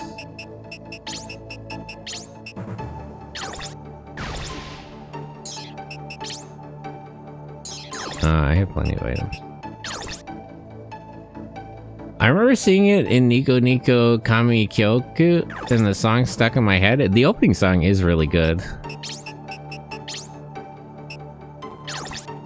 Neon Genesis Evangelion is a very strange show in so many ways. That's also... Is that a magical mech? I forget how exactly any of that technology works. I guess... Is it magical? Thematically, it feels like a magical mech, but it was basically ran on, like, psychic power, right? So I feel like that's still sci-fi. Ava's? Well, no, well, actually, that's a whole thing to get into. I don't know if that counts as magic either, but I'm in Aquarion. Because Aquarion does feel very magical, but I do think the concept of it was based on ESP. So, technically that is still sci-fi more than anything else, I suppose. In a certain sense.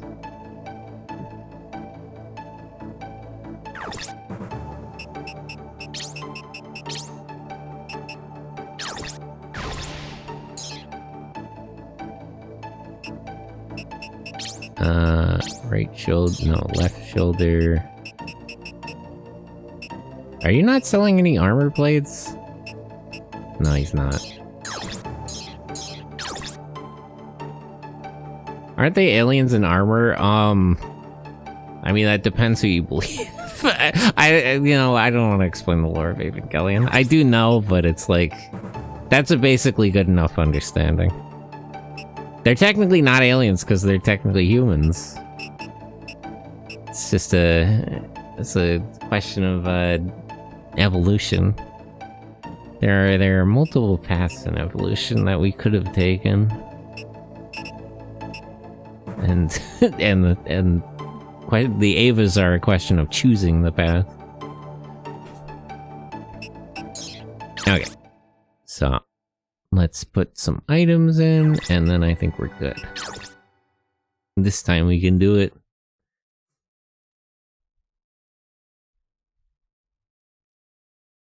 I still don't know what the new... I don't know what the new Aquarion is going to be, and I don't know if it's going to be related to the other shows, because, like...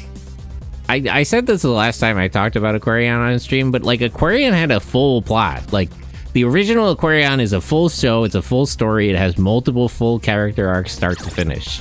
Like, it didn't need a sequel, and they made Evo, which I also like. But that, like, also was a complete story. Like, that also began and ended and had full character arcs. Like, it was an unnecessary sequel that created its own loose ends, which it also tied up.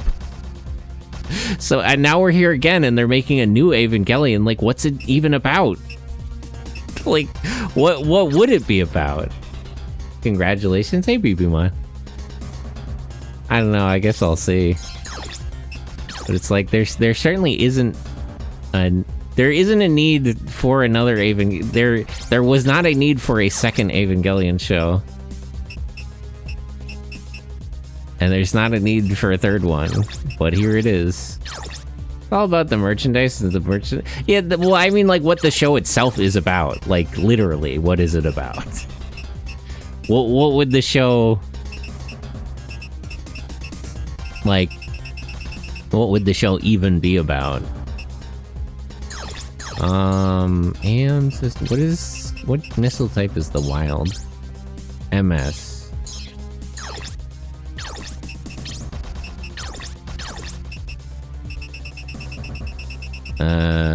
Let me just buy MS ammo, I guess.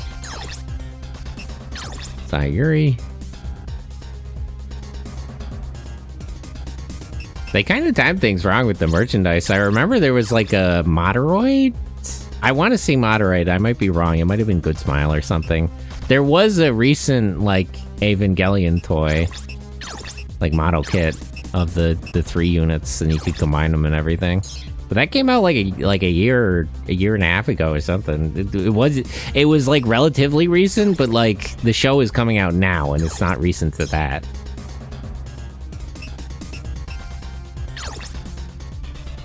But yeah, I just wonder what the plot would even be about. And if it'll have that guy in it.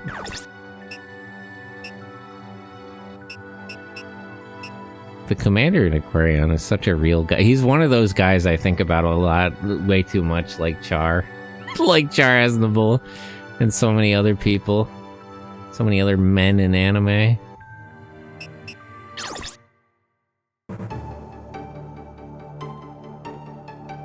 Okay, so let me buy Lisa some extra missile ammo, and I think we're good.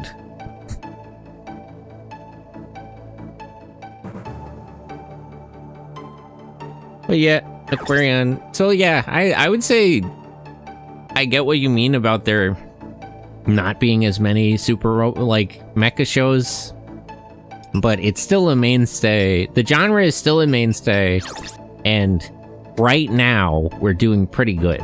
So I'm pretty content. It could be better. I wish they would, you know, they should do another Elgin show, if you ask me. I wouldn't expect them to. It's an unreasonable request, but like, what if they just started an Elgin show right now? What did Char steal the show? I mean, Char and Amuro, are both important, are both like main characters of Gundam. It's just I think about Char too much. That man, I you know, that's why I'm on the fence about watching Origin, because I know that's like it's made by people who also think too much about Char. Char Asinable. Oh wait, I have to talk to all the people before I can go back to guard duty.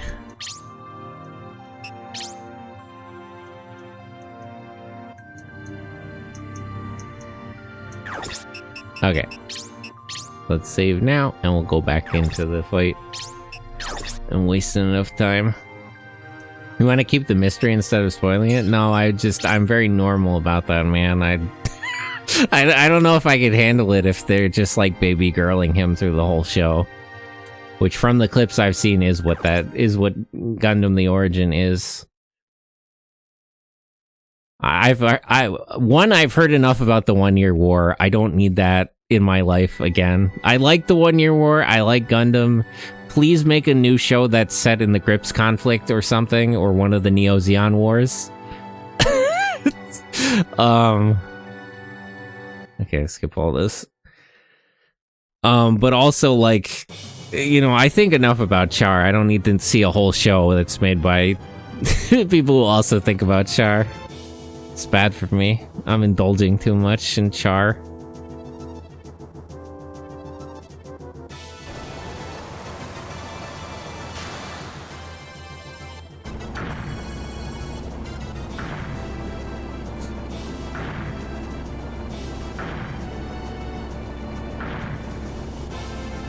There are a lot of men like that in anime. Char Asinable, Gendo Ikari. The commander from fucking Evangelion is very much a man like that. The mystery men, just men. Strange men. A particular kind of man. Alpine Overs, this might be the front mission, but do we ever consider the back mission? That's what I'm saying. Imagine if this series was called Back Mission. It'd be totally different. Also, hey Alpine. Welcome in. I'm just rambling about Gundam and technology. I'm a very strange person. I read about fucking I read about philosophy and technology, and I start thinking about science fiction and anime. Call it Get Backers, man. Get Backers is such a different show. I miss that. That's like such a good show. I wish every shonen was like that. The Get Backers anime is just so good. Everything you could want.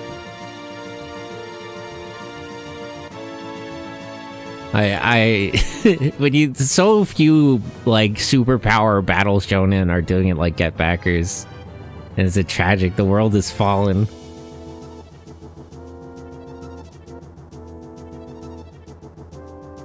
Yeah. I heard this already when I lost this fight the first time.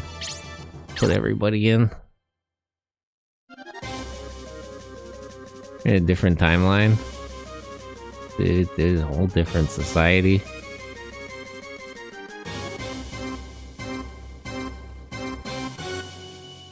I really think, like, some people just don't... People need to watch better anime, and I'm not, like, knocking modern anime or anything. It's just, like, people don't know how good things were. Like, if like, Chainsaw Man fans or, like, the people who are watching, like, any of those shows, Jujutsu Kaisen, Demon Slayers, like, if they were to watch Get Backers, it would hit all those Twitter anime people like crack in the inner city. It would change our society entirely. True, everyone should watch Gurren Lagann on repeat 5 times a week. I wonder, like, I used to think Gurren Lagann, like, I do like Gurren Lagann, I do like Studio Trigger. I used to kind of think it was overrated because everybody fucking watched it.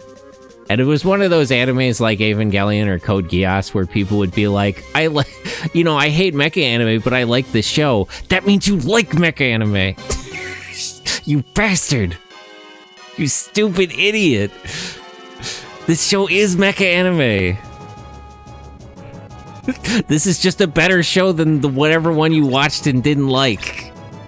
If you tried to watch Gundam Wing and you didn't like it, and then you watched Gurren Lagann and you did like it, you still like mecha anime.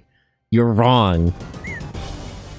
But that's neither here nor there. But I feel like I don't hear as much about Gurren Lagann anymore. I kind of miss it. Like, people used to talk about Gurren Lagann too much, and it annoyed me. But now you hardly hear about it, and it's like, what are we doing? Are people not watching Gurren Lagann anymore? Has every anime fan not watched Gurren Lagann? No one says anything? Like it didn't happen? Yeah, what happened? I like, even though I always liked Gurren Lagann, I used to think worse of it because I would just hear so much about it. But now I don't hear about it at all. I miss it. I didn't know how good I had it. What happened? Where did it go? 2010 it was required? Yeah, literally like every anime fan online had watched Gurren Lagann in like 2010. Like 2010 to like 2015. Literally everybody. And many of them insisted somehow that they didn't like mecha anime despite liking the show. Because it was about the characters and not the... I don't want to relitigate that whole nonsense. Too busy talking about shit like Kill la Kill and people are not talking about Kill la Kill anymore. Like, where are all the fucking Studio Trigger obsessed idiots? What happened? Isekai hit and that was it. Isekai has really overtaken society. As an Isekai fan, maybe I like Isekai, but Isekai literally, I've said before that Isekai is like the junk food of anime, and I'm constantly proved right. It's so that it's like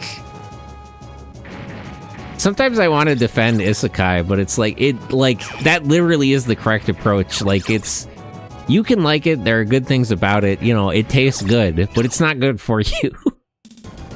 Kill la Kill is popular for cosplayers. Well, I mean, that's understandable. But I feel like it's just not, like, people who like anime aren't talking about it as much.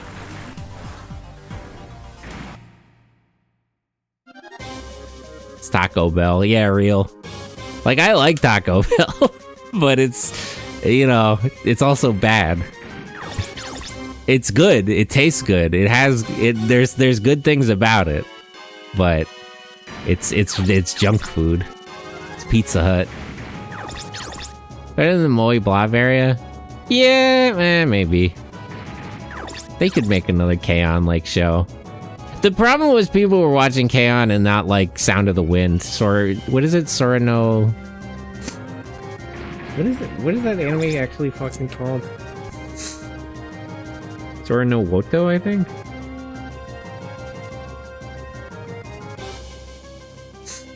Yeah, Sound of the Sky. Yeah. That's the real problem. It's not that like K-On! Was bad, it's that after people watched K-On!, they should have watched Sora no Woto. that would have fixed everything about it. Tired of cute girl? I'm not.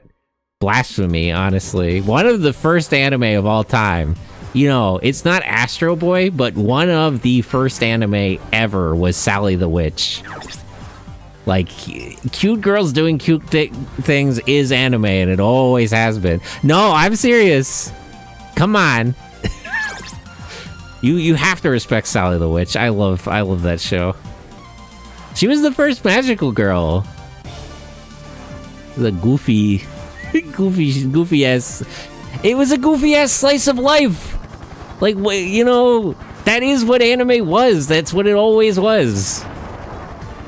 And it's like, the problem was never that we had too much cute girls doing cute things. The problem was that we stopped making Fist of the North Star. Although we do have JoJo's. But you know what I mean? Like, I feel like I never really agreed that there were like too many cute girls, cute things kind of Moe Blob shows, but there was just like, we just stopped making Fist of the North Star. We need to get back to that. Did any of you have anti-air missiles on? I forget.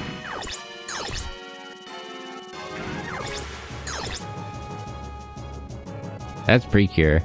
I do like Precure. Silly girls meet shonen. Shonen anime.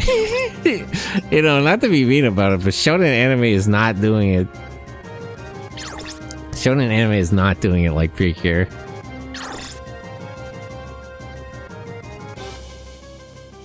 Like, Precure really does set the standard for, like, action in anime. Also, it's just fun. Precure is just so... it's just such unbridled joy. Like, they... I saw the henshin for Kimito Idol, and she's just... She has, like, that stupid, like, makeup case or whatever, and it's like a heart, and she... and she does the pose, and she presses both buttons, she's just like, yay! And I'm like, yay! This is so fun. I see that and it makes me happy. It's just, it's so pretty, like, they're like real hearts and minds moment. Sentai Common fans and Precure fans? Yeah, real. I mean, I think about it a lot, like Precure is just basically tokusatsu. I mean, they're henshin heroes. But it also is in so many ways.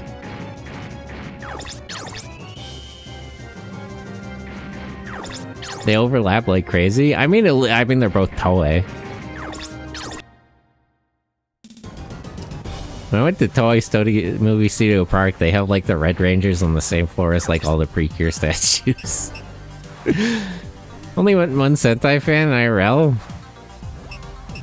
I don't know, you probably met more Power Rangers fans.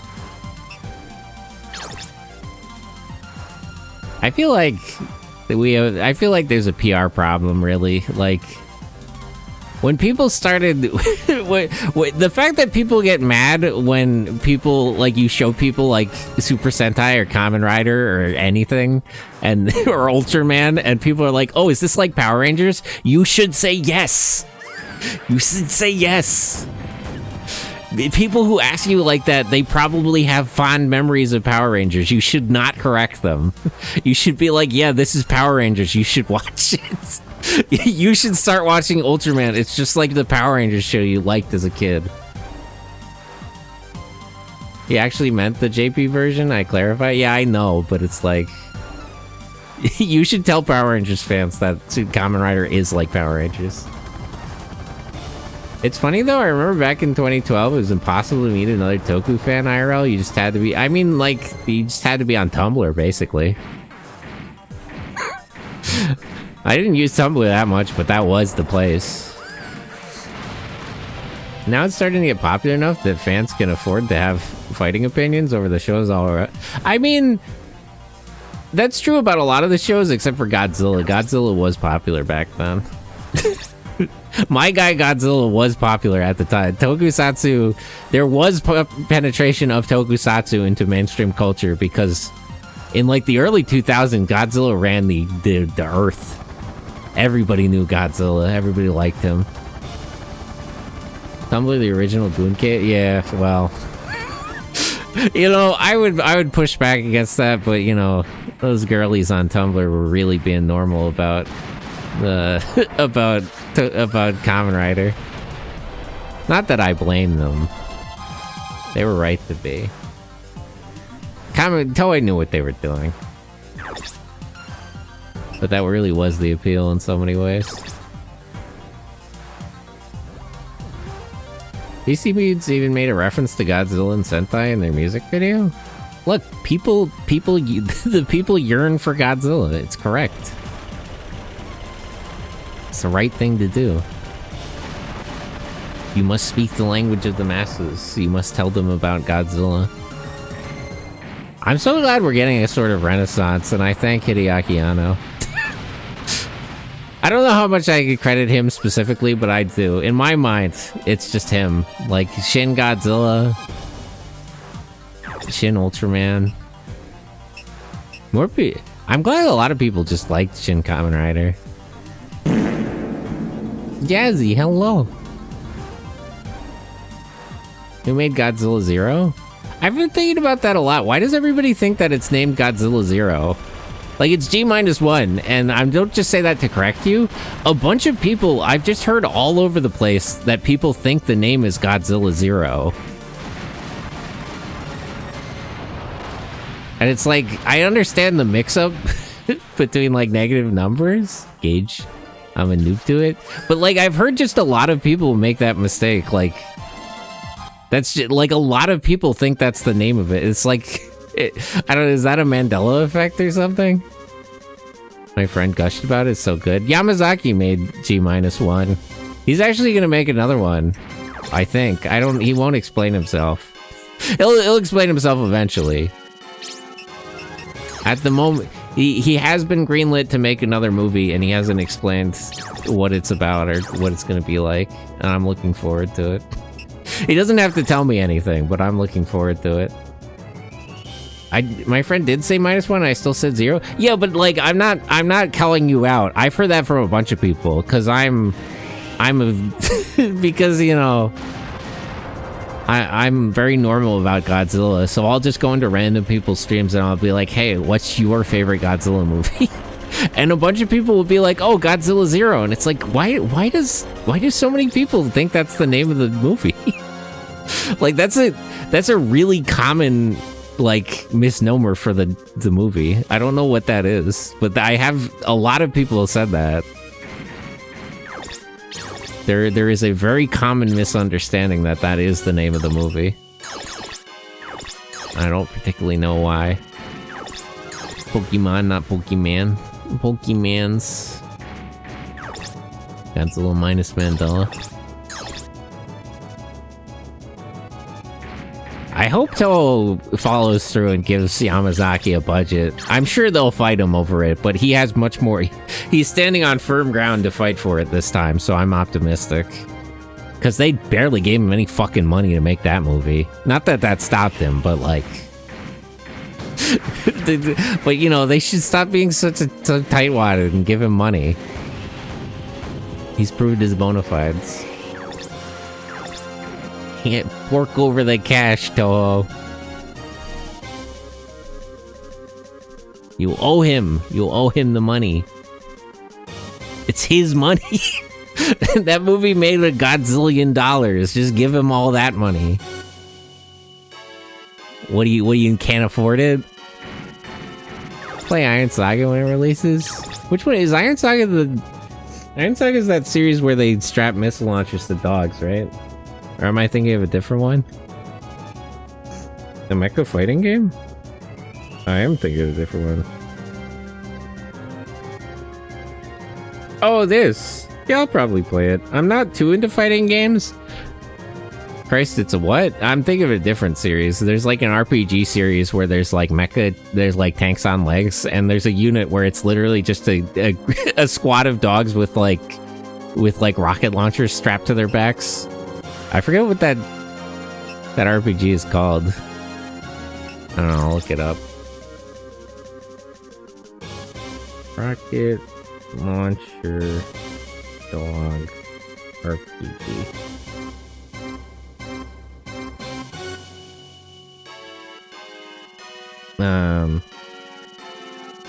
JRPG game, not the RPG as in the we actually do this? That's weird.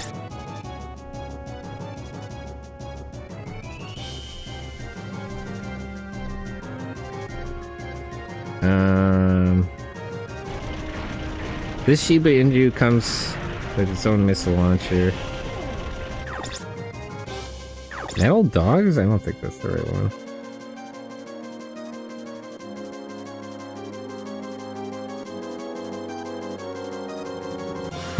I'll figure it out later. There's a JRPG series. It's where you can deploy units like that. And I just can't remember the name.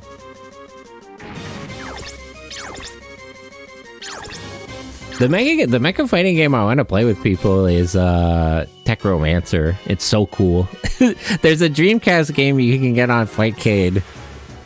It just has a bunch of like legally distinct super robots. Like, there's a mech in it that's obviously Getter. There's a mech in it that's obviously Mazinger. There's a mech in it that's basically a Pat Labor crossed with a Gundam. There's a mech in it that's fucking Ultraman crossed with Ava. That it goes so fucking hard. That thing is crazy. Insane idea. It's so funny that, like, Ava's basically our Ultraman, but, like, that actually works really well. Like, you wouldn't think you need to split the difference, but that goes so hard. That guy's design is crazy.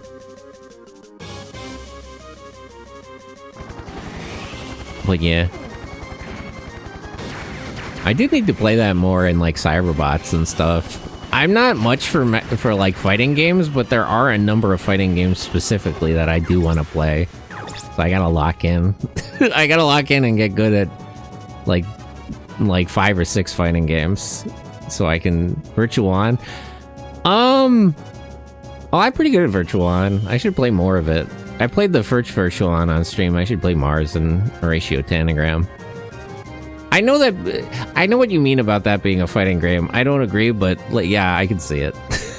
In some sense, it is. Some people consider it like that. They're not wrong, too. And it is on Fightcade.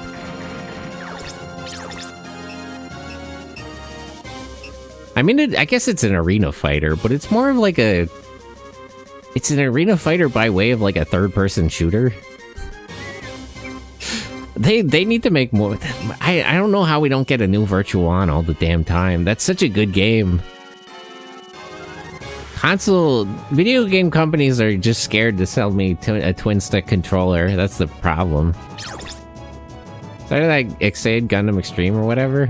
Maxi Boost? Sega needs to bring it back. I don't know why they don't. It's such a unique game, and it's such a good game, and you could just keep making it. The main problem is outside of arcades, it's hard, and outside of the Dreamcast, you don't have the right kind of controller to play Virtual On, but like, you could just sell me you could just sell me a twin stick controller. Sega. I know you know how to make that. Lazy bastards.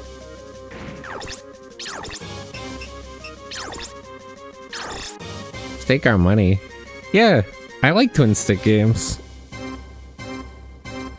I don't know. There's like really definitive, super unique games like that and like Battle Network. There's like games that stand alone, like are like a genre unto themselves that we don't get all the time, and I don't understand why. If you keep making this game over and over and over again, it will sell. There is a dedicated, built-in audience. I don't understand what the problem is.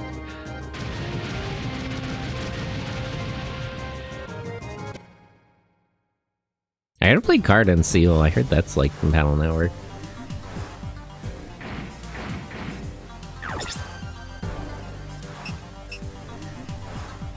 So we get the bad game. Is that Eden game? There's another one. Inti Creates, I think, came out with a game. Yeah, Card and Seal. I haven't played that, but I heard that it's a lot like Battle Network. I just mean that kind of game. It's like I don't know, round-based combat instead of turn-based or real-time. Real-time, but structured like a card game and a chess game. Saw them playing Battle Network at AVO. Yeah, they did do that Battle Network setup. I mean, there was for years there was like an underground competitive scene for Battle Network.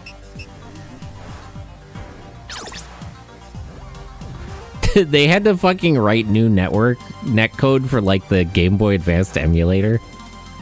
Man, those are the days. But that is a competitively viable game. That was proved definitively. I don't know how the remake does, but I'm sure it's more or less the same thing. They're cracking down on emulation.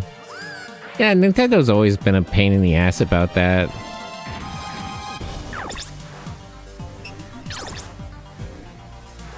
I know they're being like finicky about like laws and IP and stuff. My biggest problem with that whole situation with Nintendo and emulation is that, one, they're lying, which is always a big annoyance about it. Is that Nintendo constantly implies that like emulation is illegal, which isn't true. If you go on their website, they'll just blatantly lie about that, and they know that's a lie. And also that it's just like stupid. It's impractical.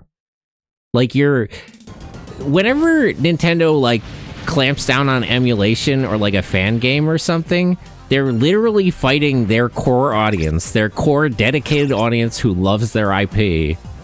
They are in direct conflict with. This is terrible business. Like, what is the matter with you? You have singled out your most dedicated fans who spend like the most money on your products, and you are directly attacking them.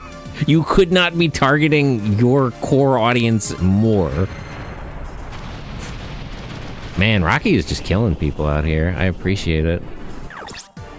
It's rough because emulators won the legal battle too in the 90s, but Yuzu didn't have restrictions to fight them on it.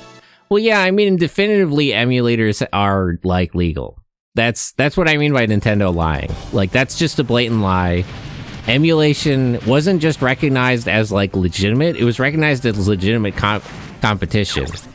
Like, Nintendo or Sony or whoever can put out their own software and their own hardware, but they cannot force you to play their software on their hardware. If somebody puts out better hardware to run their software on, that's totally legit.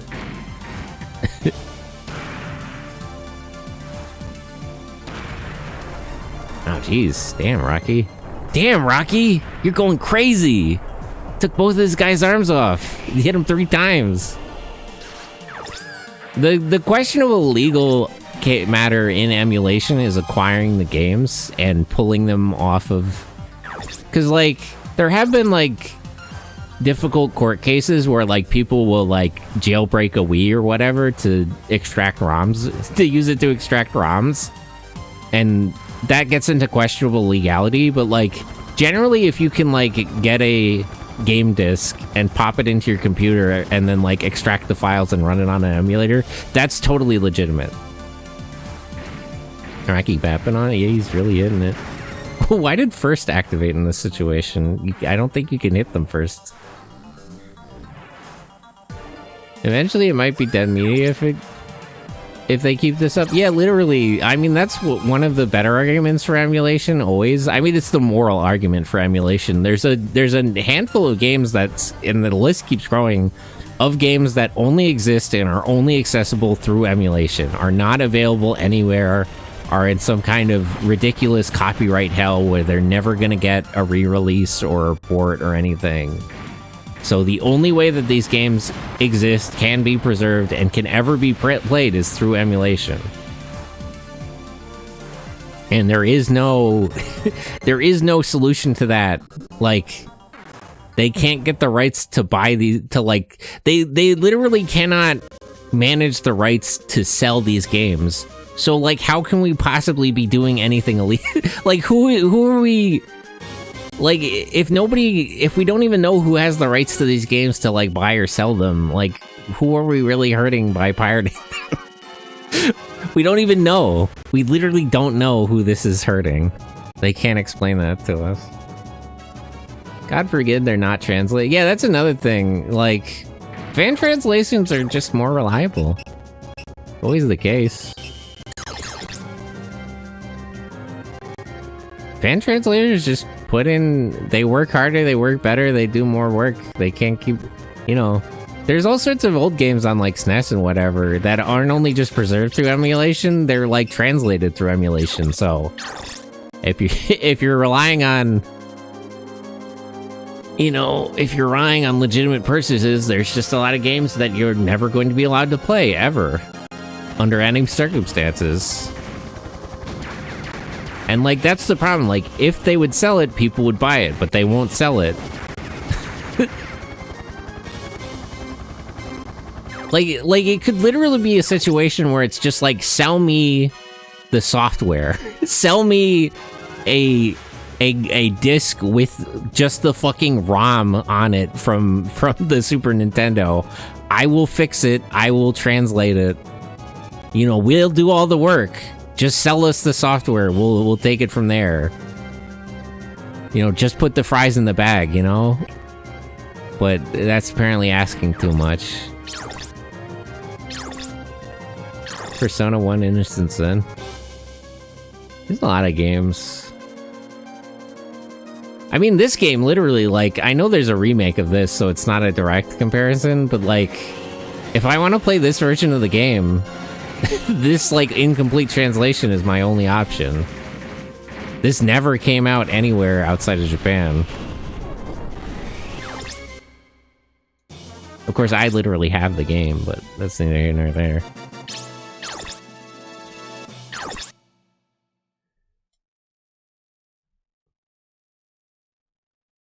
And like I played the first two Custom Robo on stream. When the fuck, like, what the hell, Nintendo?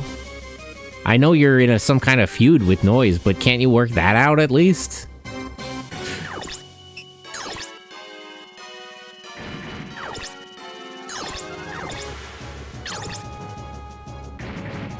Custom Robo. Yeah, I played all the Custom Robo games on stream. Even that weird GBA one I played a little bit. That's not translated at all, so I didn't want to go too much into it. There's a series we'll never say again. By the way, Wishlist Battle Core Robots on Steam. It's a spiritual successor made by Spanish people. Or something. It's a good game. I forget a lot of the details, but it's good. When is that coming out? I gotta follow back up with that. It's been a minute. But yeah, Noise had some sort of falling out with Nintendo during the 3DS era, and they've never been able to patch that up.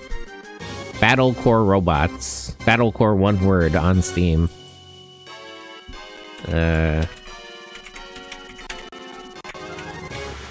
Pretty sure it's like that. Actually, I just pull up the Steam page. I'm allowed to post links in chat.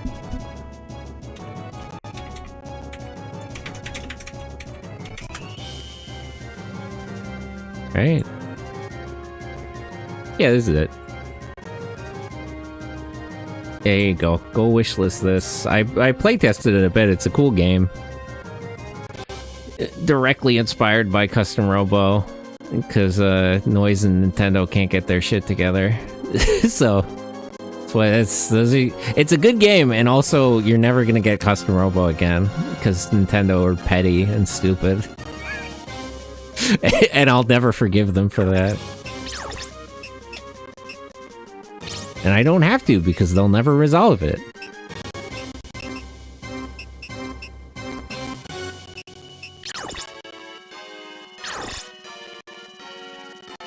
Would have been the best 3DS game? Well, the Noise was making, like, other 3DS games. DS and, like, 3DS games, and, like, Nintendo, like... I forget... I read the details on this online. I forget a lot of them, but basically the whole situation was more or less that, like, Noise was working exclusively for Nintendo. Nintendo would not help them get a lot of their games outside of Japan. Nintendo would not help them market a lot of their games. Like, Noise was almost working directly and exclusively for Nintendo, and Nintendo would not help them at all. And they eventually just got tired of it, is more or less how I understood the situation.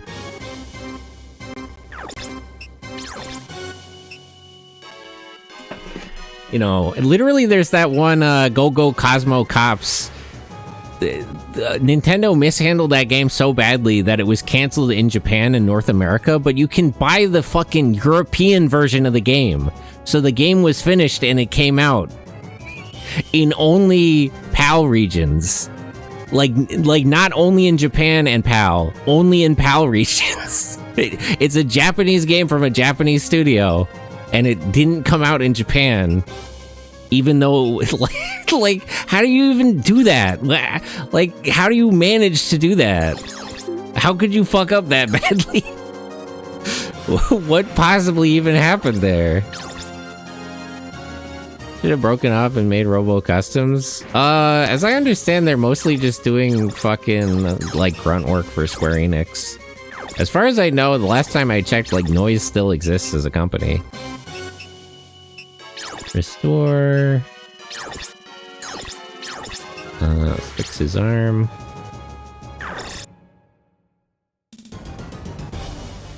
It's like a... I don't know for sure, but I always read that as like a Metal Hero referential game. It basically is. There's a character in it who looks like Kabutak and stuff, and the premise is basically Metal Heroes, like they're space police. They're transforming space police. So it's like, why would this not come out in Japan? How could this get canceled in Japan? Like it's finished. What happens? How do you fuck up that badly? And I think they worked on that other, like, transforming car game. They had, like, a superhero RPG or something on 3DS. You'll never have heard of any of these games, because most of them never got out of Japan, or I guess Europe. Somehow. And it's like they were only making games for the, like, DS and 3DS at the time. So, like, if Nintendo's not helping them, how are they supposed to make any fucking money? And they were always only making games for Nintendo, basically. I mean, Custom Robo as a series was exclusive to, like, N64, and then Game Boy Advance, and then the GameCube. Reliably with Nintendo, but, you know, Nintendo doesn't return the favor. Funny that First will still activate as a skill even when she can't use it. But yeah, it's still, as long as Noise exists, it is still technically possible that we could get another Custom Robo game. It's just Noise and Nintendo, I don't think will come together on that, so it's unlikely. It's not in the cards. It's not impossible. But it's very unlikely to happen.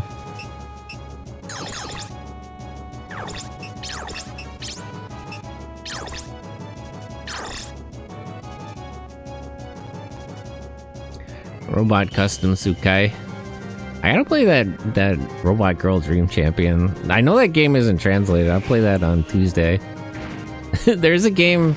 I gotta play it, but the premise sounds a lot like Metabots. It's like you play a customizable robot, you can switch out all the limbs, and when you beat like other robots in a fight, you get their limbs. Looks neat. Also, I like that developer, they're funny. Is that a GBA game? No, that's also on Steam. Yeah, go buy this, it's like $12. They'll finish the, they'll finish the translation at some point. Robot Girl. Robot Girl's Dream. Here it is. Yeah, look, I'm sure Desk Club will finish the translation at some point. Don't worry about it.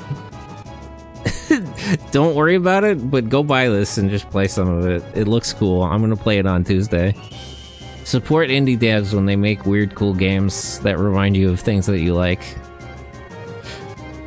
And they get it, too, because I remember I went on Twitter and I found, like, the developers thing, and I'm like, hey, I replied to their post about the game release, and I'm like, hey, this is like Metabots, and they, like, liked and retweeted that immediately, so they understand. We clearly have an understanding.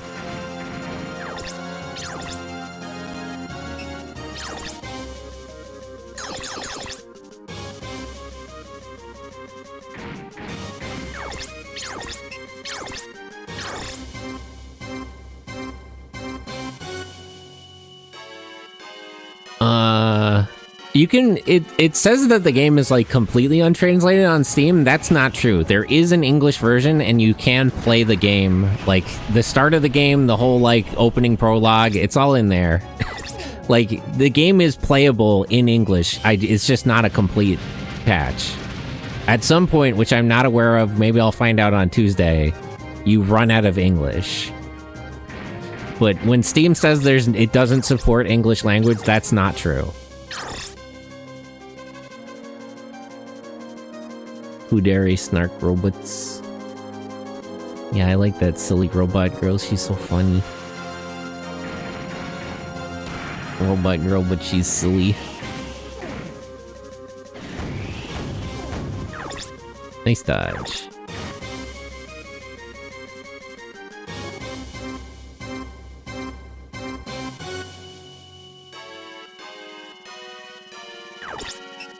Items, use, repair 2. Fix Rocky's arm.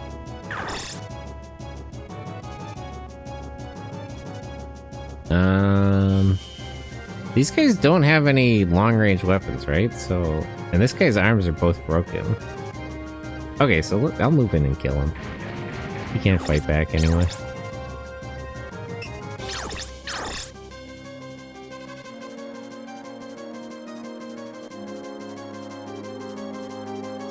But yeah, there's no hope. The indie game, the only way we'll get weird, interesting games again is through indie devs. So you gotta support them when they do weird stuff. I'm still surprised Hatsune Miku still survives. Vocaloids were so niche back in 2007 to 2012. I mean, Miku is thriving. My girl Miku, my dear friend Miku, she's doing really well. Survived nothing. She runs the world. She's in fucking... They literally released a Hatsune Miku game. I think it's called Fortnite. And her friend Godzilla is in it. Like... They gotta do more fucking Hatsune Miku Sanrio collabs. They did like a couple... like Vocaloid Sanrio things. But that's the ticket. Those two together. I respect Kitty so much. She's such a powerful businesswoman. I have no idea how Sanrio functions as a company. So in my head, I always just think Hello Kitty just runs the company herself, which I think is true. I've convinced myself that's actually true. Like, unironically. That's... I say that as a joke, but I literally believe that is the case. I love Kitty. I like Ryosuke. I'm so mad about that. His designer, I think, designed Cinnamon Roll? It's either Cinnamon Roll or Pompurin. No, I think it was Cinnamon Roll. There's a little lion that's designed by the same designer as Cinnamon Roll, and like he's just not popular at all. They gotta... Sanrio has to... I know they're doing really well, but they gotta work on... There's a lot of characters in their library they're just not capitalizing on, if you ask me. There's a lot of untapped potential. No, Hello Kitty's name is really Kitty White. Yeah, just like Bomberman. Just like fucking Bomberman is actually named the White Bomb. Shiro Bun. Hello, Crow. How are you? Welcome and good morning. How's your day? Rambling about a bunch of stuff, really. I woke up. Tragic. You should get more sleep. I was also on YouTube. Yay! I like Crow streams. I like in your streams a lot.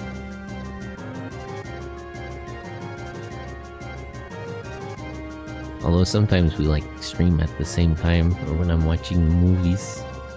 But I like to get your streams when I can. I play like funny. The funny game.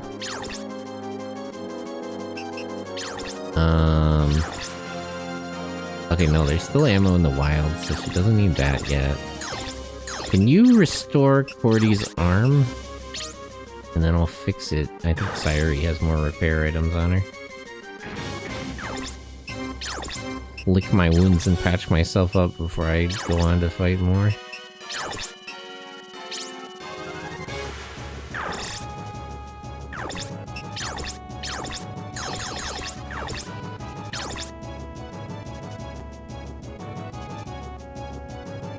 Oh, this one's totally on its own?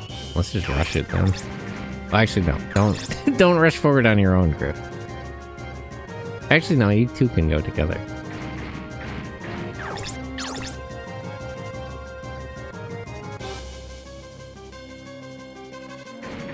Okay, so you four rush that armor, and you guys actually retreat. But don't retreat too much, because I don't want it to go back the other way.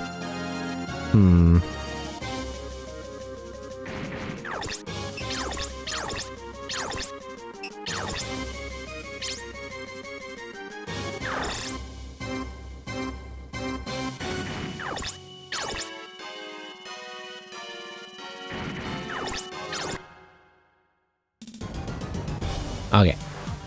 The Sentai family technique? Yeah, it's just like JoJo. Migarundayo. I want to retreat, but not too much. I don't want to run away entirely. I just want to move. I want to move in a way that gets them to run after me so I can just jump them. I don't believe in fighting fair. I believe in overwhelming force. That's why I like Super Sentai. Sometimes you just need a team of 5 people to beat the shit out of one guy. That's called being a hero. Also, hey Reboot Ranger and Crow on YouTube. Sorry I didn't notice. I'm rambling. I'm thinking about all sorts of stuff. What were you using to watch Sentai yesterday? I mean, I was just playing that on Media Player Classic. I also have VLC Player installed. I use that for movies. But you know, I obviously get the I get the DVD. I buy the DVDs and I apply the subtitles myself, or something. Whatever would be the legal way to do that. That's what I do for sure. I promise. That's what I meant. True. So real for that, Crow. Sure, yeah, right. You know what I mean. How did you miss? You activated best position. What was that, like a 90% chance to hit? The hell, Thomas? You bastard. Is where land 4? True. That's what I gotta be doing.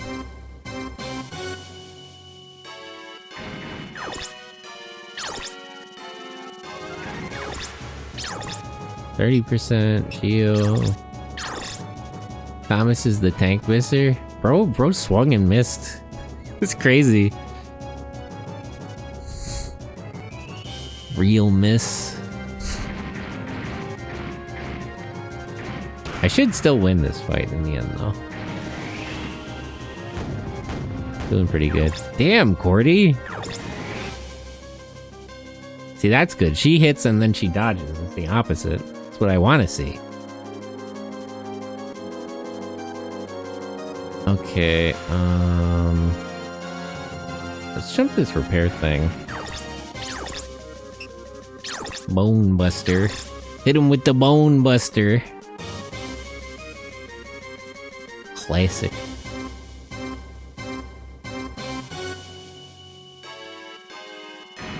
I wonder what to watch after...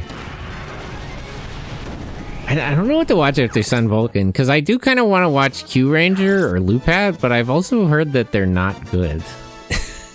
I've heard occasion. I mean, I usually like to watch shows for myself, so I'll watch them generally, but like, if I'm watching with other people, I'd rather pick better shows. Although I probably want to watch Q Ranger, because then that matches up with Forze. I like Q, but I like a big Sentai class. Yeah, I mean, there's just fucking 12 of them. It's awesome. The thing that people usually say about Q Ranger isn't that it's bad, but that it's like underwhelming, because I watched a couple of episodes and they don't stay in space, and like, you know, it's supposed to be, the selling point is that there's like 12 members, but there's really like 4 or 5. There's not a lot that the story and the characterization spends a lot of time on. One of the main reasons I do want to watch it is because we'll be watching Forze at that time. Oh, by the way, let me get a Discord link in case anyone wants to join the watch-alongs. And so I figured it would match up in 2 space seasons. I hate streamer mode. That's not helpful, Discord. It's not helpful. Okay, there we go. Bah. Dissing your cord. Bruh. Terrible application. I still, that's another thing I said before, but I'm still mad that Discord is just a fucking browser window. Terrible app. Awful. Worst development practices imaginable. Truly, it could not be worse. Truly, they're doing it in an awful, terrible way. Is Roswell out of ammo? I have to pay for it? Yeah, I pay for Discord Nitro too, it sucks.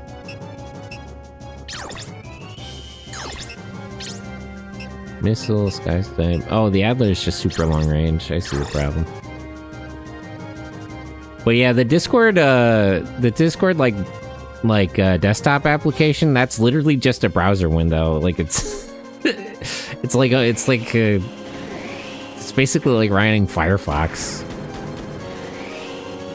The worst possible way to do that. Oh man, Roswell fumbled that. It's okay, he'll be fine.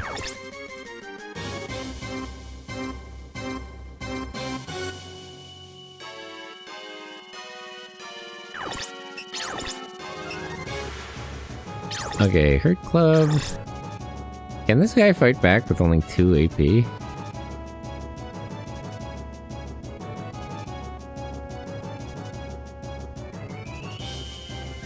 Will he be able to do it? Oh yeah, looks like it. Damn.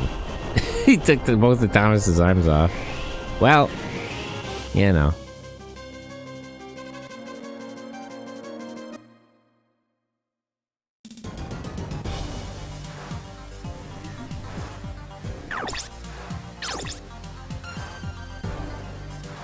Rocky, dodge it. It's only a 130 millimeter cannon shell. Just dip, dive, duck, and dodge. Manually unpin.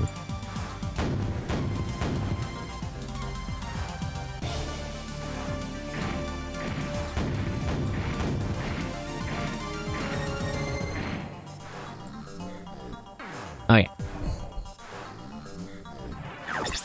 I'm glad they got rid of shorts for short men from the 1970s or whatever. That was a worldwide phenomenon.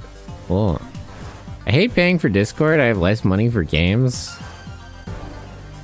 I mean, like, Discord Nitro should just be the default. Like, it just makes Discord suck less. It's... I hate paying for Discord Nitro because it's like the bare minimum I would expect. Watching old baseball footage is something. Gotta watch Koshen footage. Listen, I like baseball, but nobody is playing baseball like Japanese high schoolers. MLB is not playing baseball on the same level as them. Yeah, I like my emotes. Basket. True, true. So real. So manga is true to life? Bruh, the Koshin is crazy. Those kids are like dying out on the field. They're like the pitchers at the Koshin are throwing like 500 pitches in 4 days. Like, like I'm not joking. I'm not exaggerating. MLB players are not playing at that level. Those kids are killing each other. This shit's crazy. They've literally had to scale back because it was like too intense and they were injuring them too much. And they didn't scale back even that much. They didn't scale back probably as much as they should have. Really.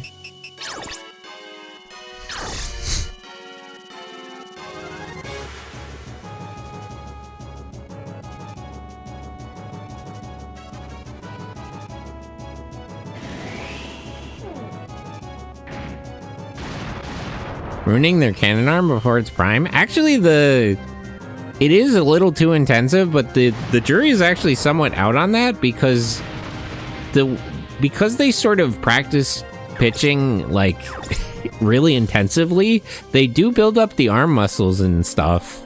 Like there is some debate of whether or not like making pitchers practice more and harder is better because they might get injured less. Although not if you overdo it that much.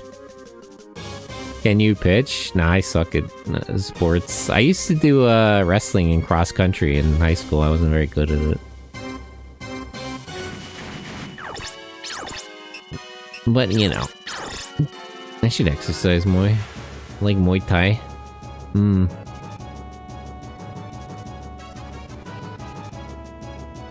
But yeah. Goshen is also, the whole structure is fucking crazy because it's like a single elimination tournament with like like over 1,000 teams. Man, here's your sales pitch. Oh, buy more toys, buy more Gunpla. There's more room in your house. Many people think that they should finish the Gunpla and the model kits that they have before buying more. That is wrong. You should buy more. Injure your shins to strengthen them. I mean, hey, technically it does work. What does Japan love single elimination? It's intense. It's high stakes, it's high pressure. Fighting game tournaments are the same. I still always think, I remember I was talking to some VTuber who plays fighting games, and I showed him the clip of when they were playing fucking Tekken and X8. It's crazy. Funny as hell. Funniest thing. One of the funniest things Toei has ever done.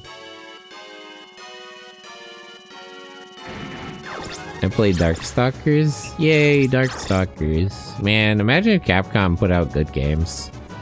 Imagine if Capcom, like, reached into their library of good IP and like, did something with it. Could you imagine? What if we lived in a world that was entirely different? What if we lived in a world that was nothing like the one we live in at all?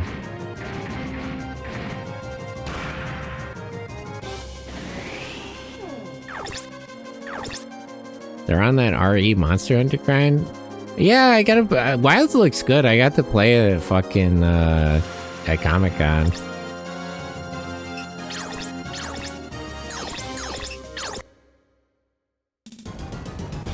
That's coming out soon. I think it's on open beta already.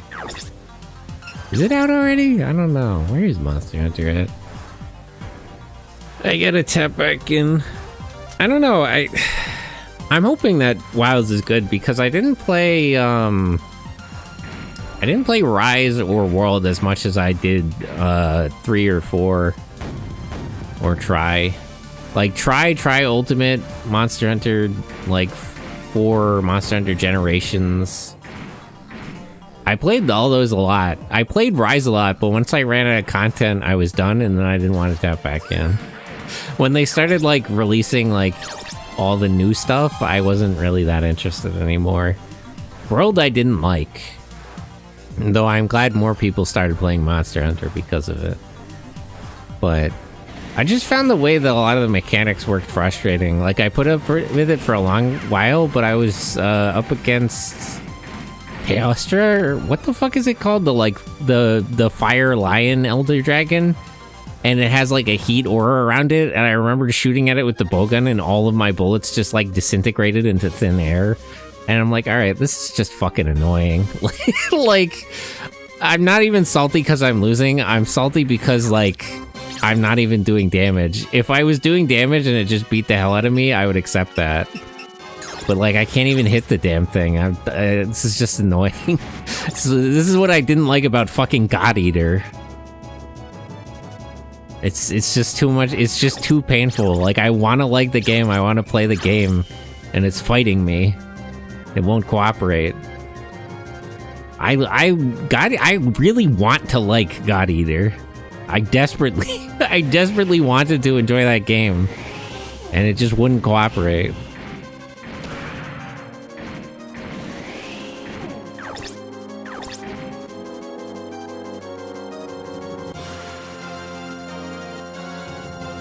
I don't know, maybe the newer God Eaters are better.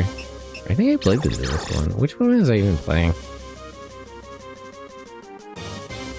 It's too multiplayer focused for me. It's just the way that it works, where it's like... It feels like the combat and the way they expect you to use the combat don't quite match up. Which is the problem I had with World. Too. It's like... I feel like if...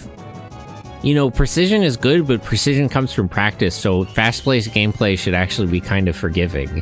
You should be able to slog through a fight even if you're not getting pinpoint accuracy on weak points. and then you'll get better over time, which is how you get good at Monster Hunter. You just gotta you gotta strap in for it. Playing Monster Hunter with Baranchan, but what if we played Monster Hunter? You don't want to play Monster Hunter with me? What if we played Monster Hunter Wilds together, bro? I don't know. Wilds might be good because it'll be one of the rare chances where, like, I won't be playing weird random games nobody has ever fucking heard of. And I can finally do collabs. It's always the biggest reason I do I never do any collabs with people, because I'm always playing single player games from like a decade ago at least, or random Steam games no one on earth has ever heard of. Random steered games that only I know about. Oh, you're like me? Yeah, we're just like me. In some ways your journey is similar to my own.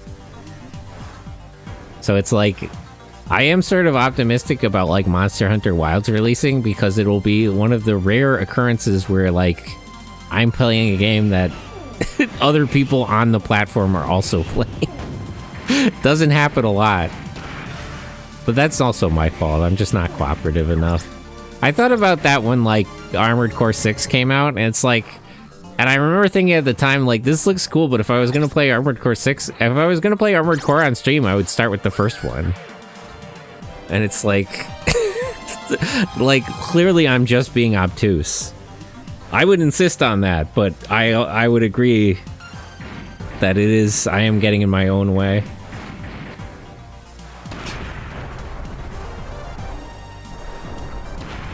Yeah, get him.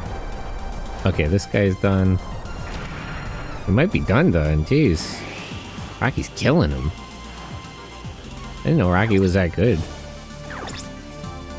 Everyone is playing Wario Land. True. Our friend Wario, our dear friend, that guy.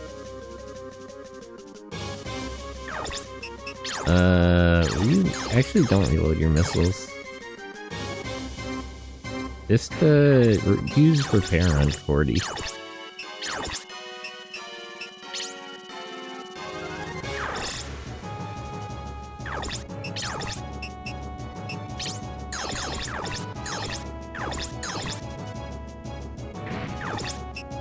Attack. I don't think this will hit, but I just want to run its AP out by making it dodge.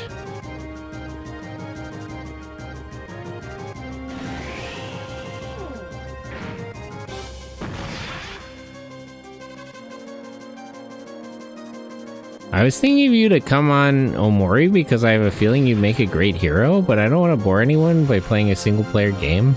I haven't actually played Omori. I know a lot of people like that. I didn't play it when it was going around. Maybe I should tap in. It does look like a neat game. I do like RPGs. I gotta get back to playing dungeon crawlers on stream. I haven't found the time for it. I like it personally, well. Yay! Must be good. I trust Pro. Pro is so right. You're so right and true about that.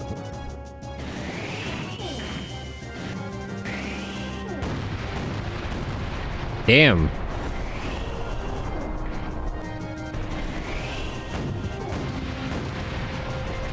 Damn, what the hell? Bro cooked me. I should play more Omori, but I have a lot on my plate. You're a hungry boy. You gotta eat a lot. You gotta get a lot on your plate and eat it to grow big and strong.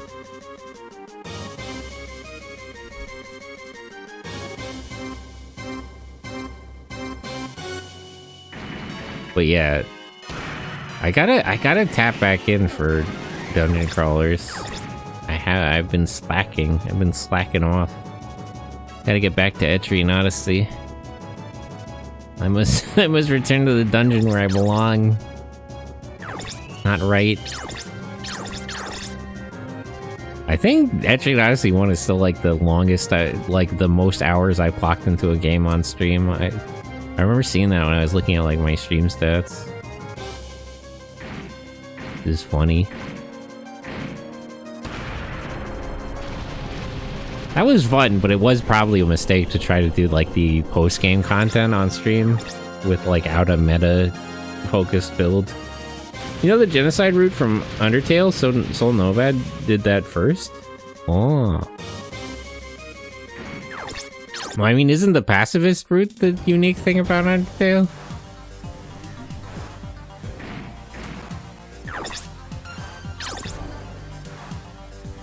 I mean, usually in RPGs, you kill all the monsters.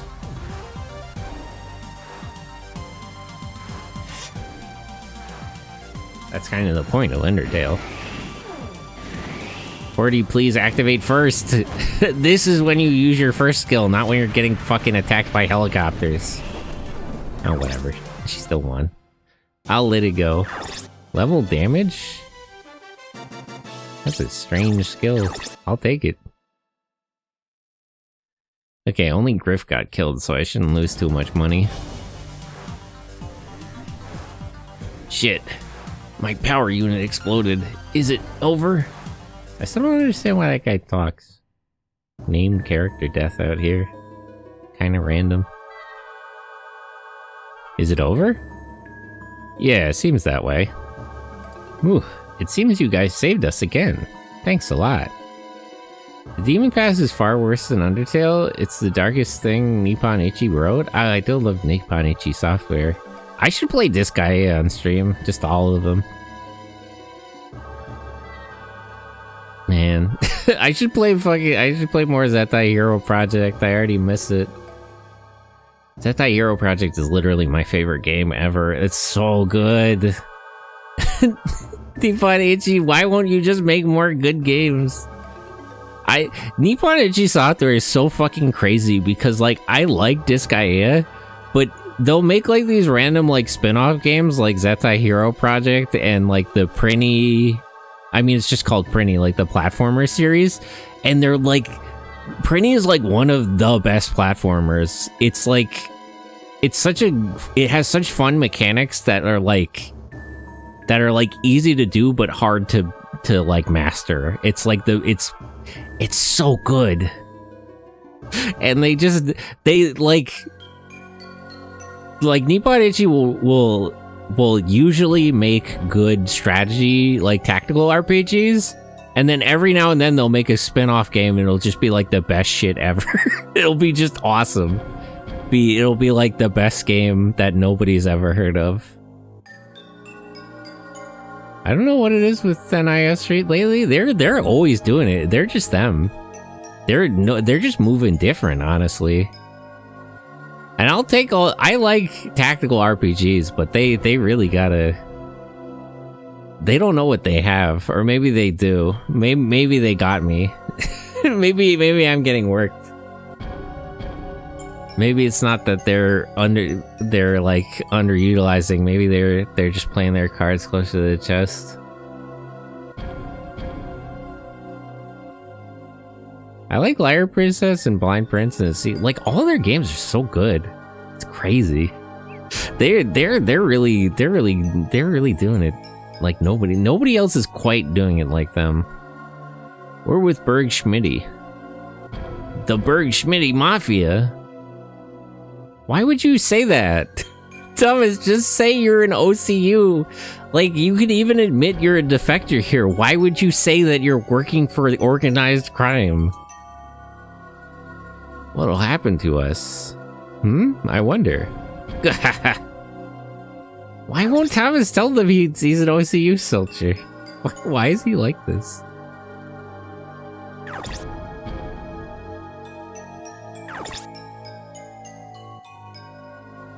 Oof. Pretty good haul. Okay, so I successfully recruited Griff, Sayuri, and Lisa into the main cast. This could have happened earlier if these three idiots weren't getting drunk all the time, but whatever. But whatever, it doesn't matter. As long as I get more Wanzer pilots. Oh. I'll pull up the event script. The three amigos? Yeah, real. Capital Outskirts Forest. Would you care for some coffee? Coffee wa ikaka desu? Ikaka desu? No, coffee haika ga desu. It's a weird way to say it. Kohi wa nomitai desu. Wouldn't that be easier? Why do you talk like that, Roswell? You're making me struggle. I don't need any bloody coffee. What I need is to know what you intend to do with us. Will you tell me the truth? These guys are stupid. What are you worried about? We could rob you blind and run off, but you OCU soldiers might know something about the Revolutionary Army. Come with me. You're an OCU soldier! Why are you like this? What's your problem? You men, you're OCU military, aren't you? That's what I'm saying. Us? What? You're still wearing your fucking uniform. Don't be stupid. Don't play dumb. Your slang, the way you fight, it's a bit strange, but you're OCU GDF, if I'm not mistaken.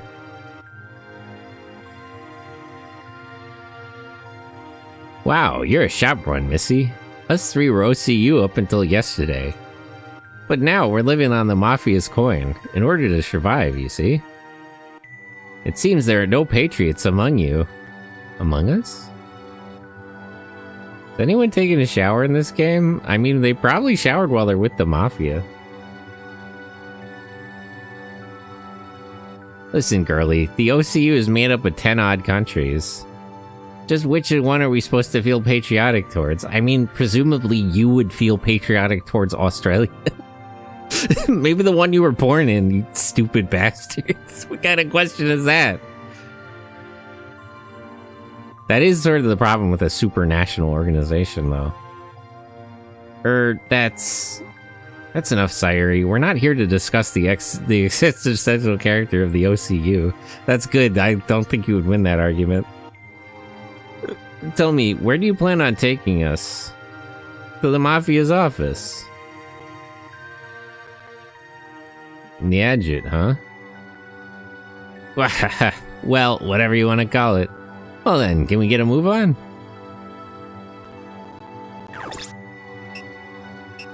Let's save. Stinky. True. Is Crow stinky? When was the last time you took a shower? Now let me check the news. What is the situation like? Did the OCU get caught raiding the hostages? To hear the announcement, OCU prepares for negotiation with Aldareshi Revolutionary Army, Griezmann, Foreign Minister of EC said. I respect to OCU, which selected a peaceful... Oh no, this is the same. I guess it's the same day then. No point in checking.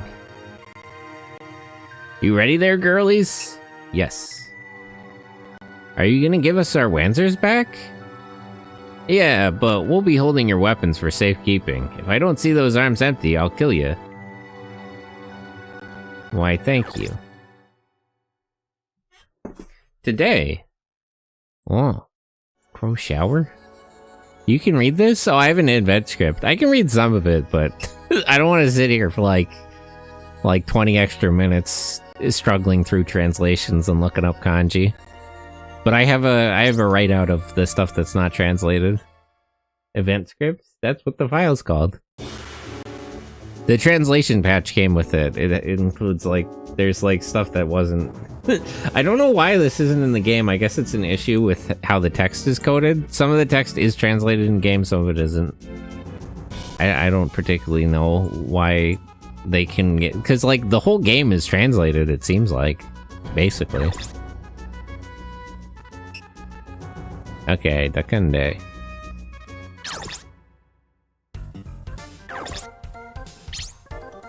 This is just between you and me, but I heard that prisoners in the capital were rescued just a while ago. Seems they managed to rescue the Aldareshi Prime Minister and the OCU Ambassador. You know they're gonna set up a fucking government in exile. I know the OCU is gonna... Like, the Revolutionary Army is doing a coup, so they're not blameless either, but the OCU definitely rescued the Prime Minister so they can undermine the new government. Easy.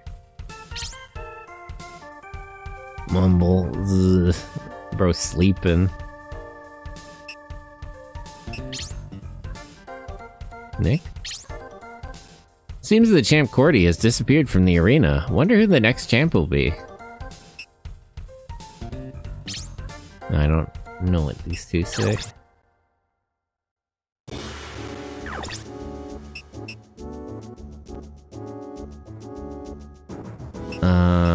Coliseum.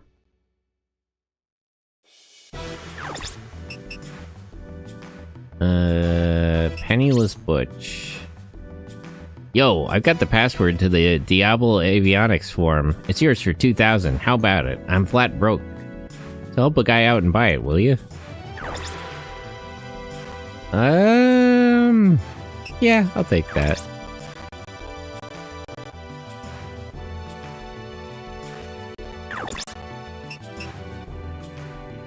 I mean, I could compete in the arena if I need the money. Actually, I probably will a bit.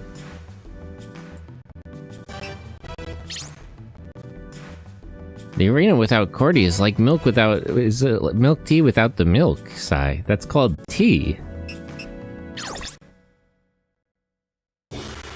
I want to go to the arena, but let me see if I can get the rest of the cast together first, so I can pick from everyone.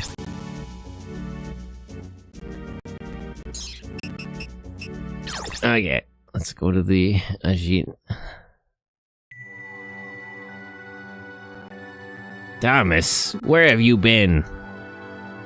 Revolutionary hunting. I bagged some prisoners, too. They with the Revolutionary Army? Nah.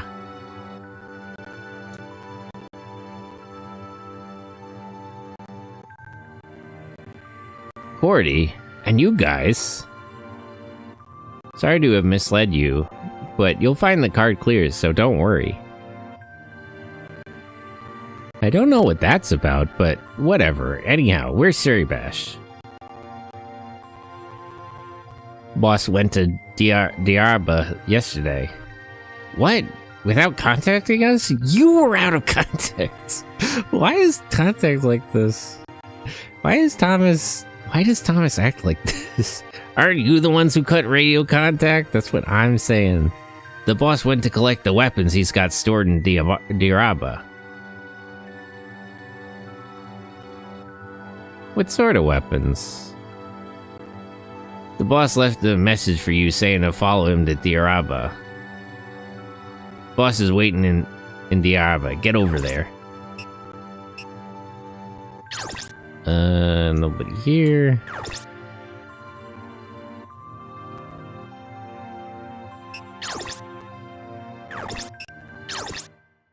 Warehouse. Where's the warehouse worker?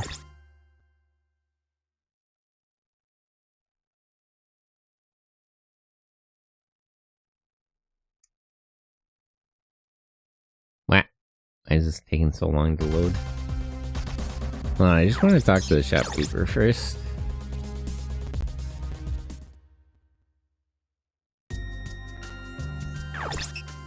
Shop.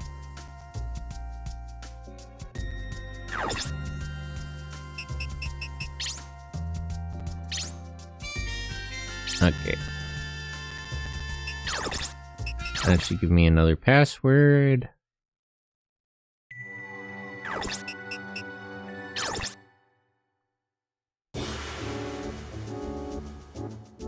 Later, we're off to Diaraba. Go to the shop? Yay. What about us? Prisoners are a real burden. You can do whatever you want. We can do whatever we'd like, huh? I said you can go. Now get out of here before I change my mind. Actually, would you mind if we tag along? What? Why would you do that? I want info that your boss has. We'll trade you whatever information we have about the Revolutionary Army. If you give us our weapons back, we could be your guards instead of your prisoners. Asking me to trust you guys? It's a long way to Diaraba. If you ran into the Revolutionary Army along the way, you'll have a hard time handling them. Let's buy WarioWare 4? True! Interesting. I like it. What the hell? I'll trust you. But if you think you can take us down even with your weapons back, you got another thing coming. Yeah, let's go gambling a little bit.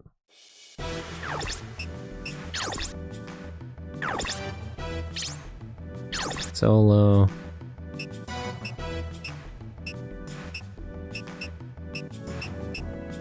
Send Cordy in.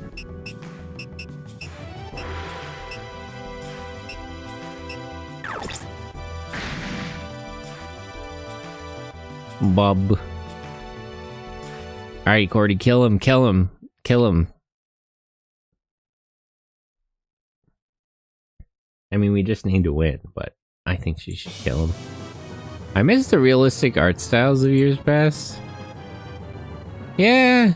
I don't know, nobody quite does this sort of art style, I guess. I don't think, maybe there is somebody.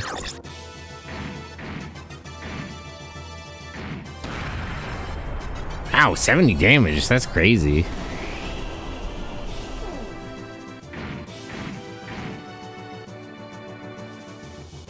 Unless it's a super serious series. Yeah, it's just less common. Ow. 40 just immediately won. It's free money. That's crazy. Free real estate.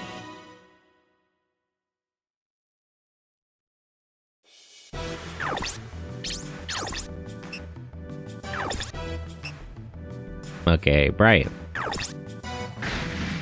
See how she does here.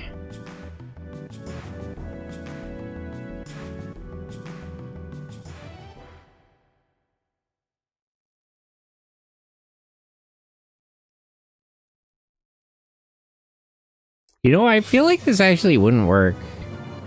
I read somewhere about, like, a psychology study that the popularity of, like, violent video games goes down the closer a society is to, like, actually experiencing war. So I wonder how popular, like, an arena like this would be in a war zone. Like, I feel like a regular casino would probably do better.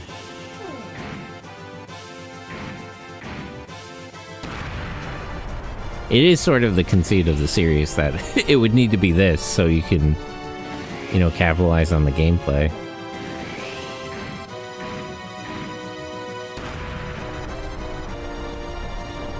But in the real world, I don't think this would be.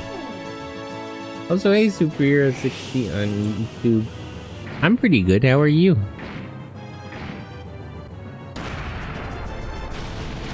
Yay, she killed him.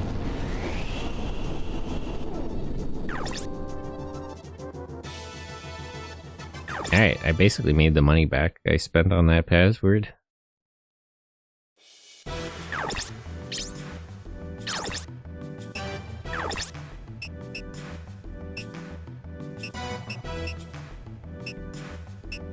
TV.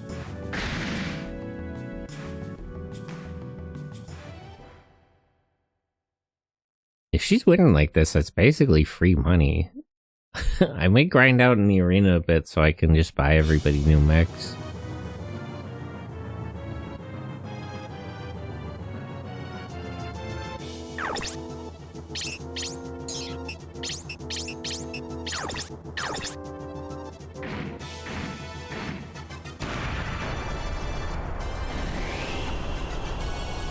Man, she's really going at it like crazy. It's like one hit per part.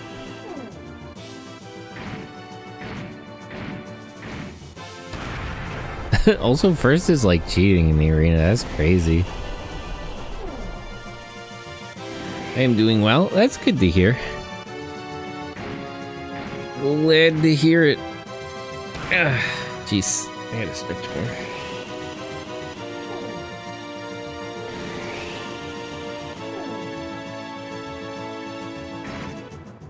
Didn't I use your robot? I'm doing it. See, I won.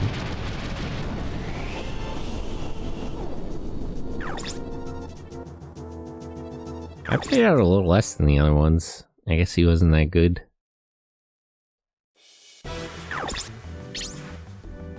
Solo.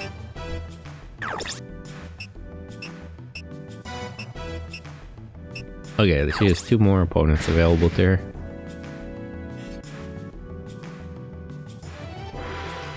I think she can take both of them.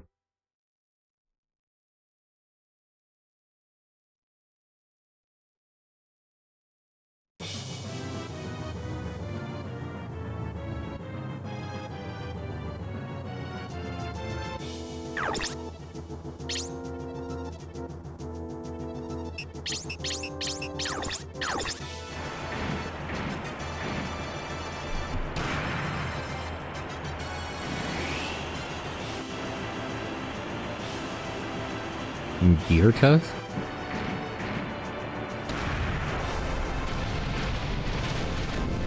Man, Cordy's really crazy. Melee skills... I was saying before that I thought melee skills were underpowered in this game compared to the first one, but I guess I just didn't have somebody who knew what they were doing.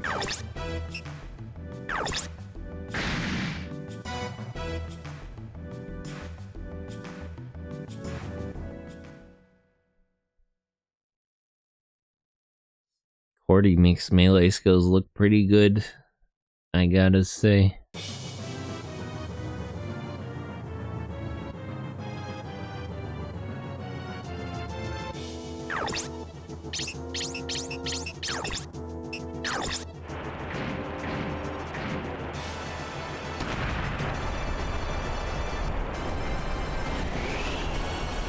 Okay.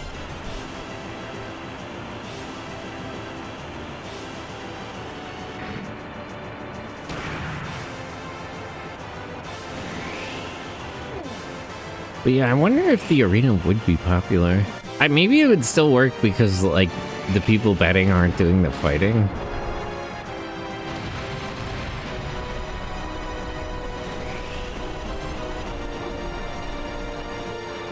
Is Lucky just 100% hit chance, or...?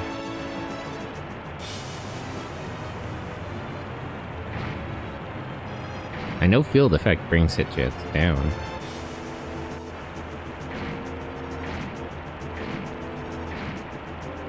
Use Gundam Hammer? True.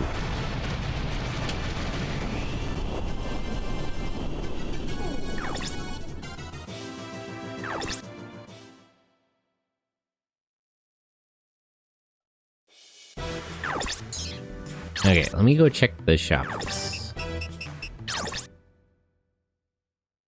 Oh, let me check the network too. Is it the next day yet? I want to see the news.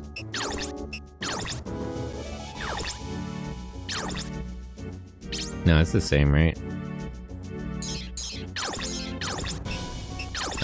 Where's the Diablo diaper?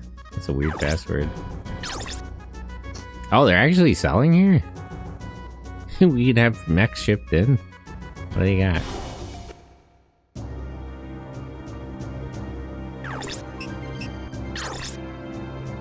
Oh no, they're not selling any. There's a bunch of lore. Untranslated though. Why is it in a fucking magical circle? So weird.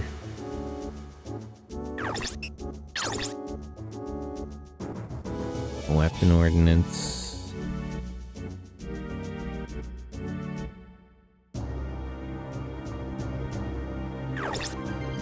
Shotgun, M2 missile launcher, Guy Gosling, Iron Lump hammer.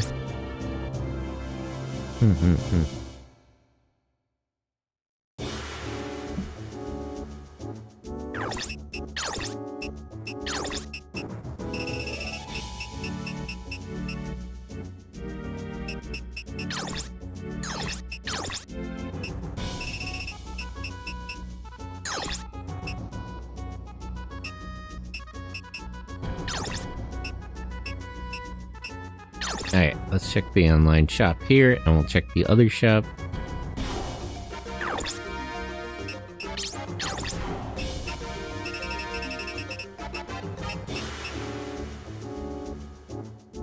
Tall dog. Was that a Berserk reference? Where? What, the like logo? What do you mean? Right there. What? The logo?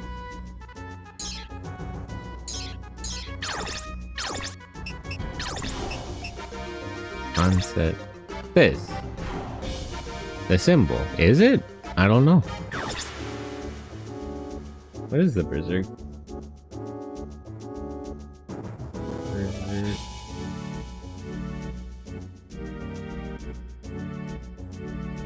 Oh yeah, it could be. It is kind of similar.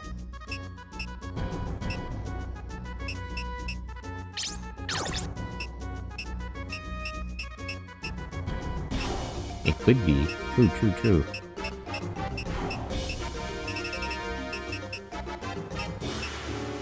Pound, Bonebuster, Jolvit. Okay, let me go to the shop that's here and I'll go back to the online bazooka if we need it.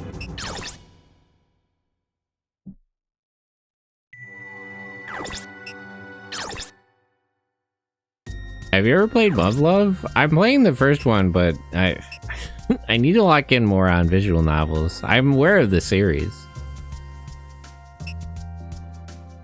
I gotta play more. I used to play more visual novels. I gotta tap back in. I want you to play Love and Robotics Notes and look for better ones later.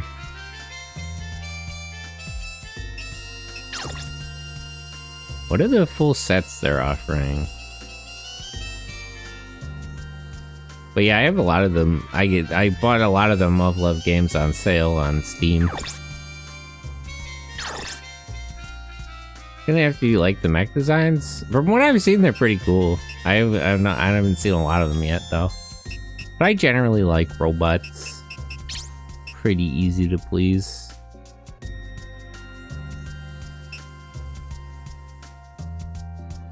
Okay, so they're basically offering the same set.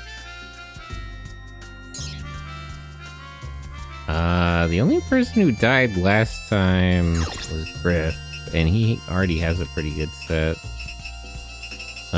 Thomas also got both of his arm blasted off. So let me buy him a better mech.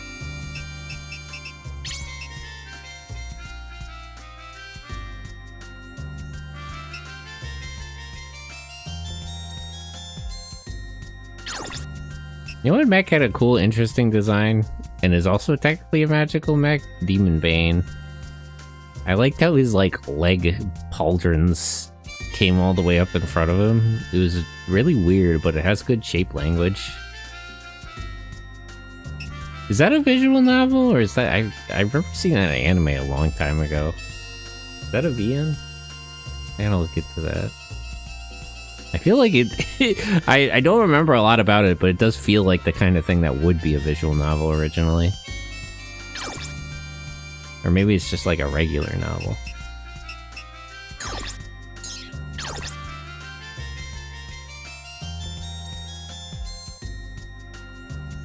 Oh wait, I forgot to clock up his computer.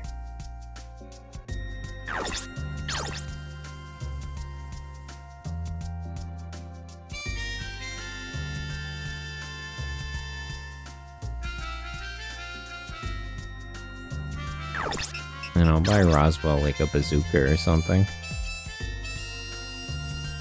He's got a long-range rocket, an anti-air rocket. Let's give him in his left hand. Do you have like a missile launcher? Yeah, the Jolvit.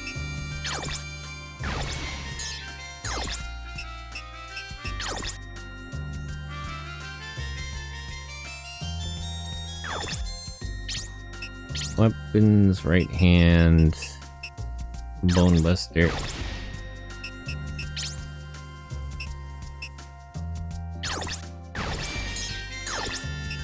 Thomas, computer, fuck up.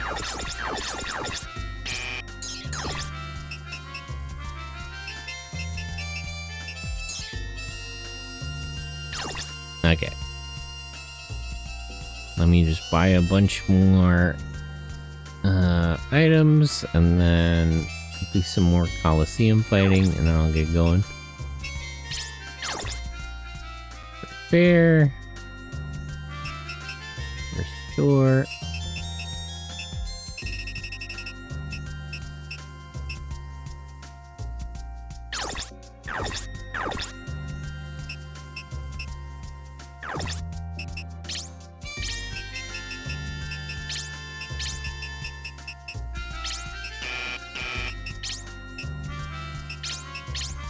Okay.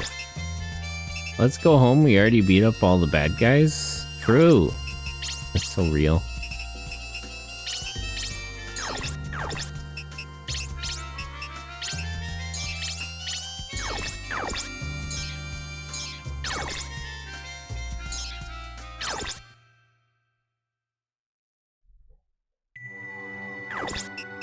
Okay. Back to the Coliseum.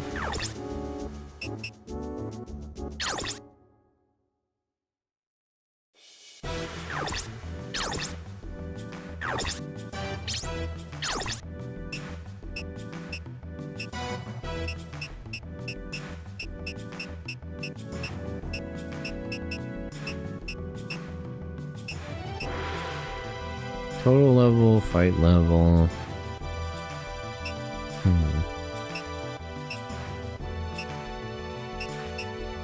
Let's try Rocky in the Coliseum.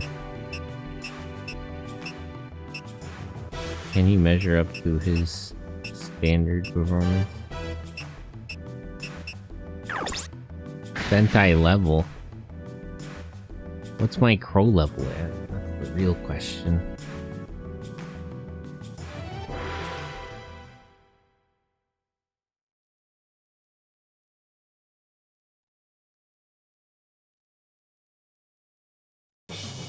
Oh yeah.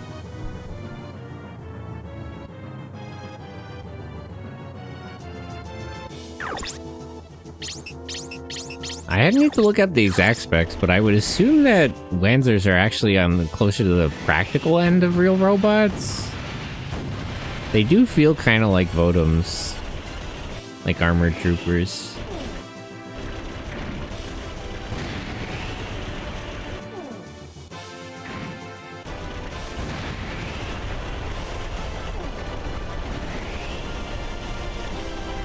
Especially the ones that have like tank parts and stuff, or multiple legs. One of the biggest like physics problems in terms of like mecha, if it were applied to real life stuff, is just that like a bipedal mech would be a little impractical. He won on points? That's crazy. I want to see kills though, Rocky. Get back in there.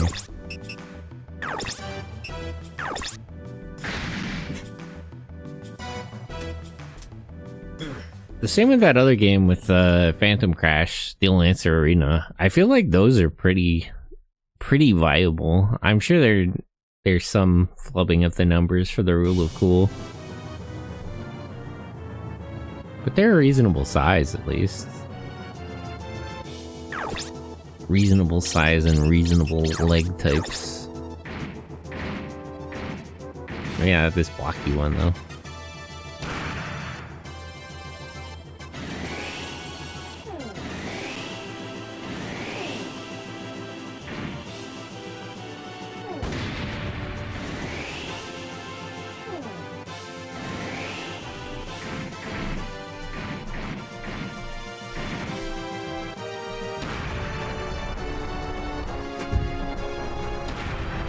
Yay! Broke hooked him. Rocky, stop! He already lost. It's enough.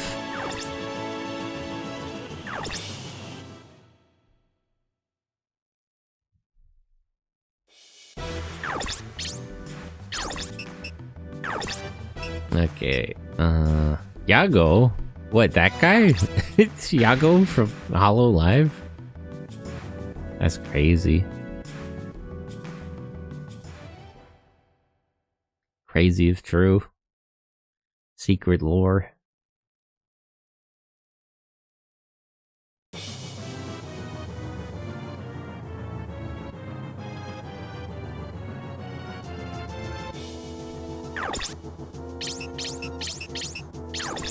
Okay.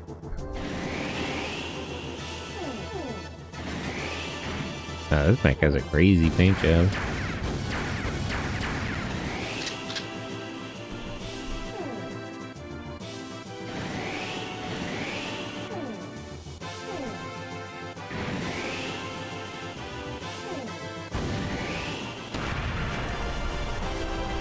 Okay, that's one arm off of him.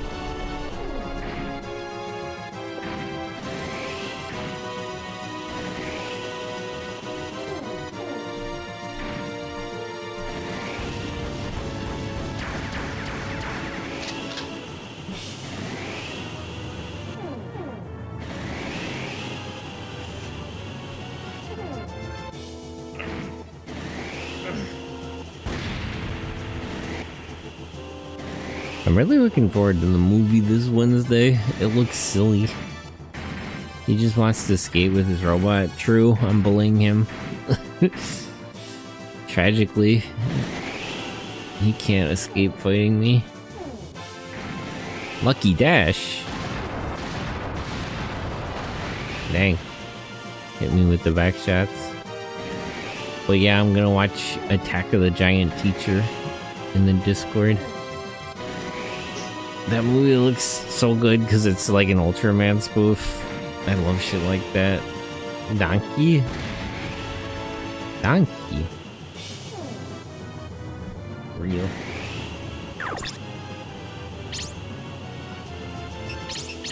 I don't quite understand how sometimes you just win on points. This was a Shrek game all along. What? What the? Talking about that guy, Shrek. You think Shrek is a kaijin? Are like European woodland creatures, would they count as kaijin? I saw a donkey in the upper left. Oh, the missile launcher he has is the one on his shoulder is called Donkey. Yes, that's so true.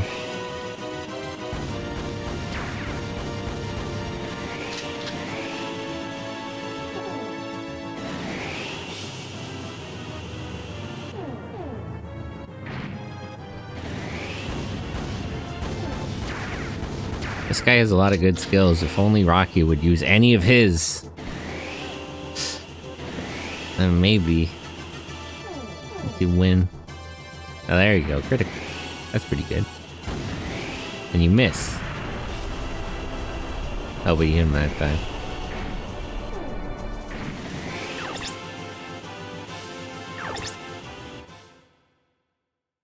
Shrek is the ultimate Gundam pilot? That's so true. Okay.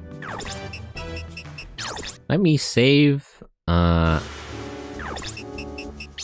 with some of the story stuff, and we'll pick up, like, at the fight next time.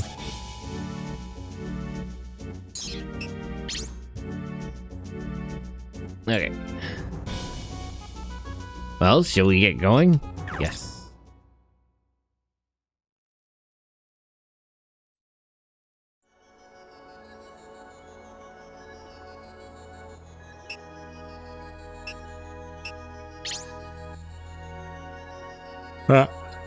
Shit. We got ambushed.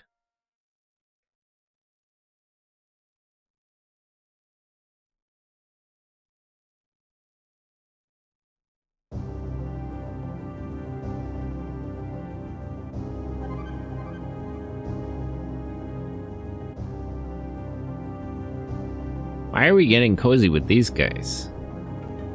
Well, the Berg Mafia might know something about the system. So that's why. I mean, Sayuri, we don't have a lot of options. Like, what would you prefer? The OCU left you for dead. Lisa. What? There's a group tailing us. To the rear. My sensors show nothing. Don't turn around. True, the sensors aren't picking them up. But there's some strange interference. They have high-tech gear? It must have been stolen from an OCU base.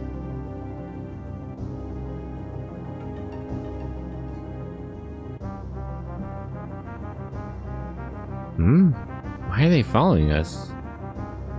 Their numbers seem thin. It's our destination they're pinpointing. Make it quick, Lisa. Right. I got...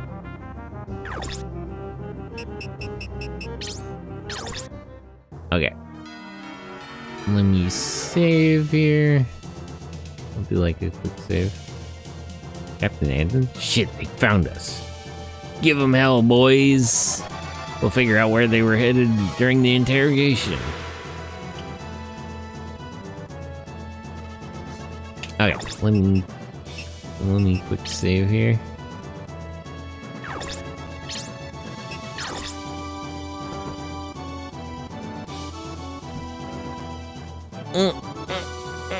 Stretch.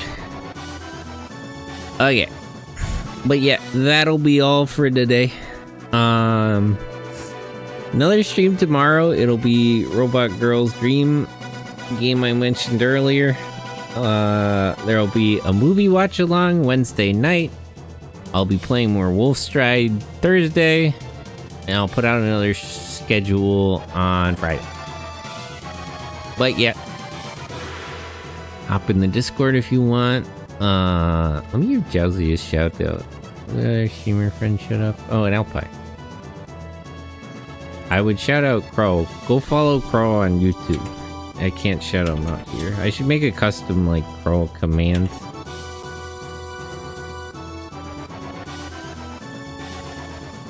Oh, wait, I'm stupid.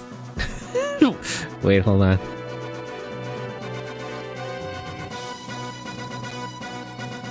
Okay. Ooh, Pokemon Sword and Shield.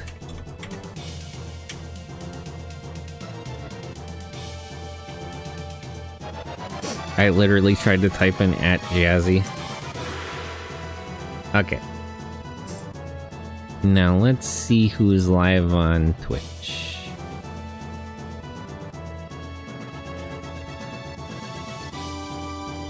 Oh, a lot of people.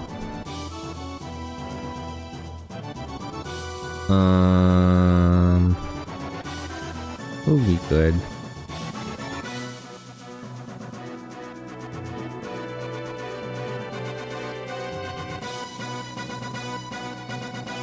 Shibuya Kaho? I have a lot of people. I'm just picking one. Oh, somebody playing fucking L-Sword? Who the hell is this? That's crazy.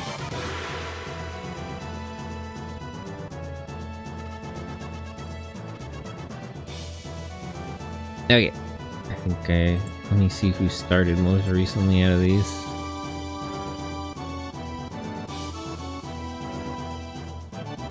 Hey, okay, Ray just started recently. Let's raid Ray. I like Ray. He's cute. /raid. Get the raid message out. Okay, but that'll be all for today. I'll see you guys tomorrow or in the Discord. Have a good day. Copy that raid message.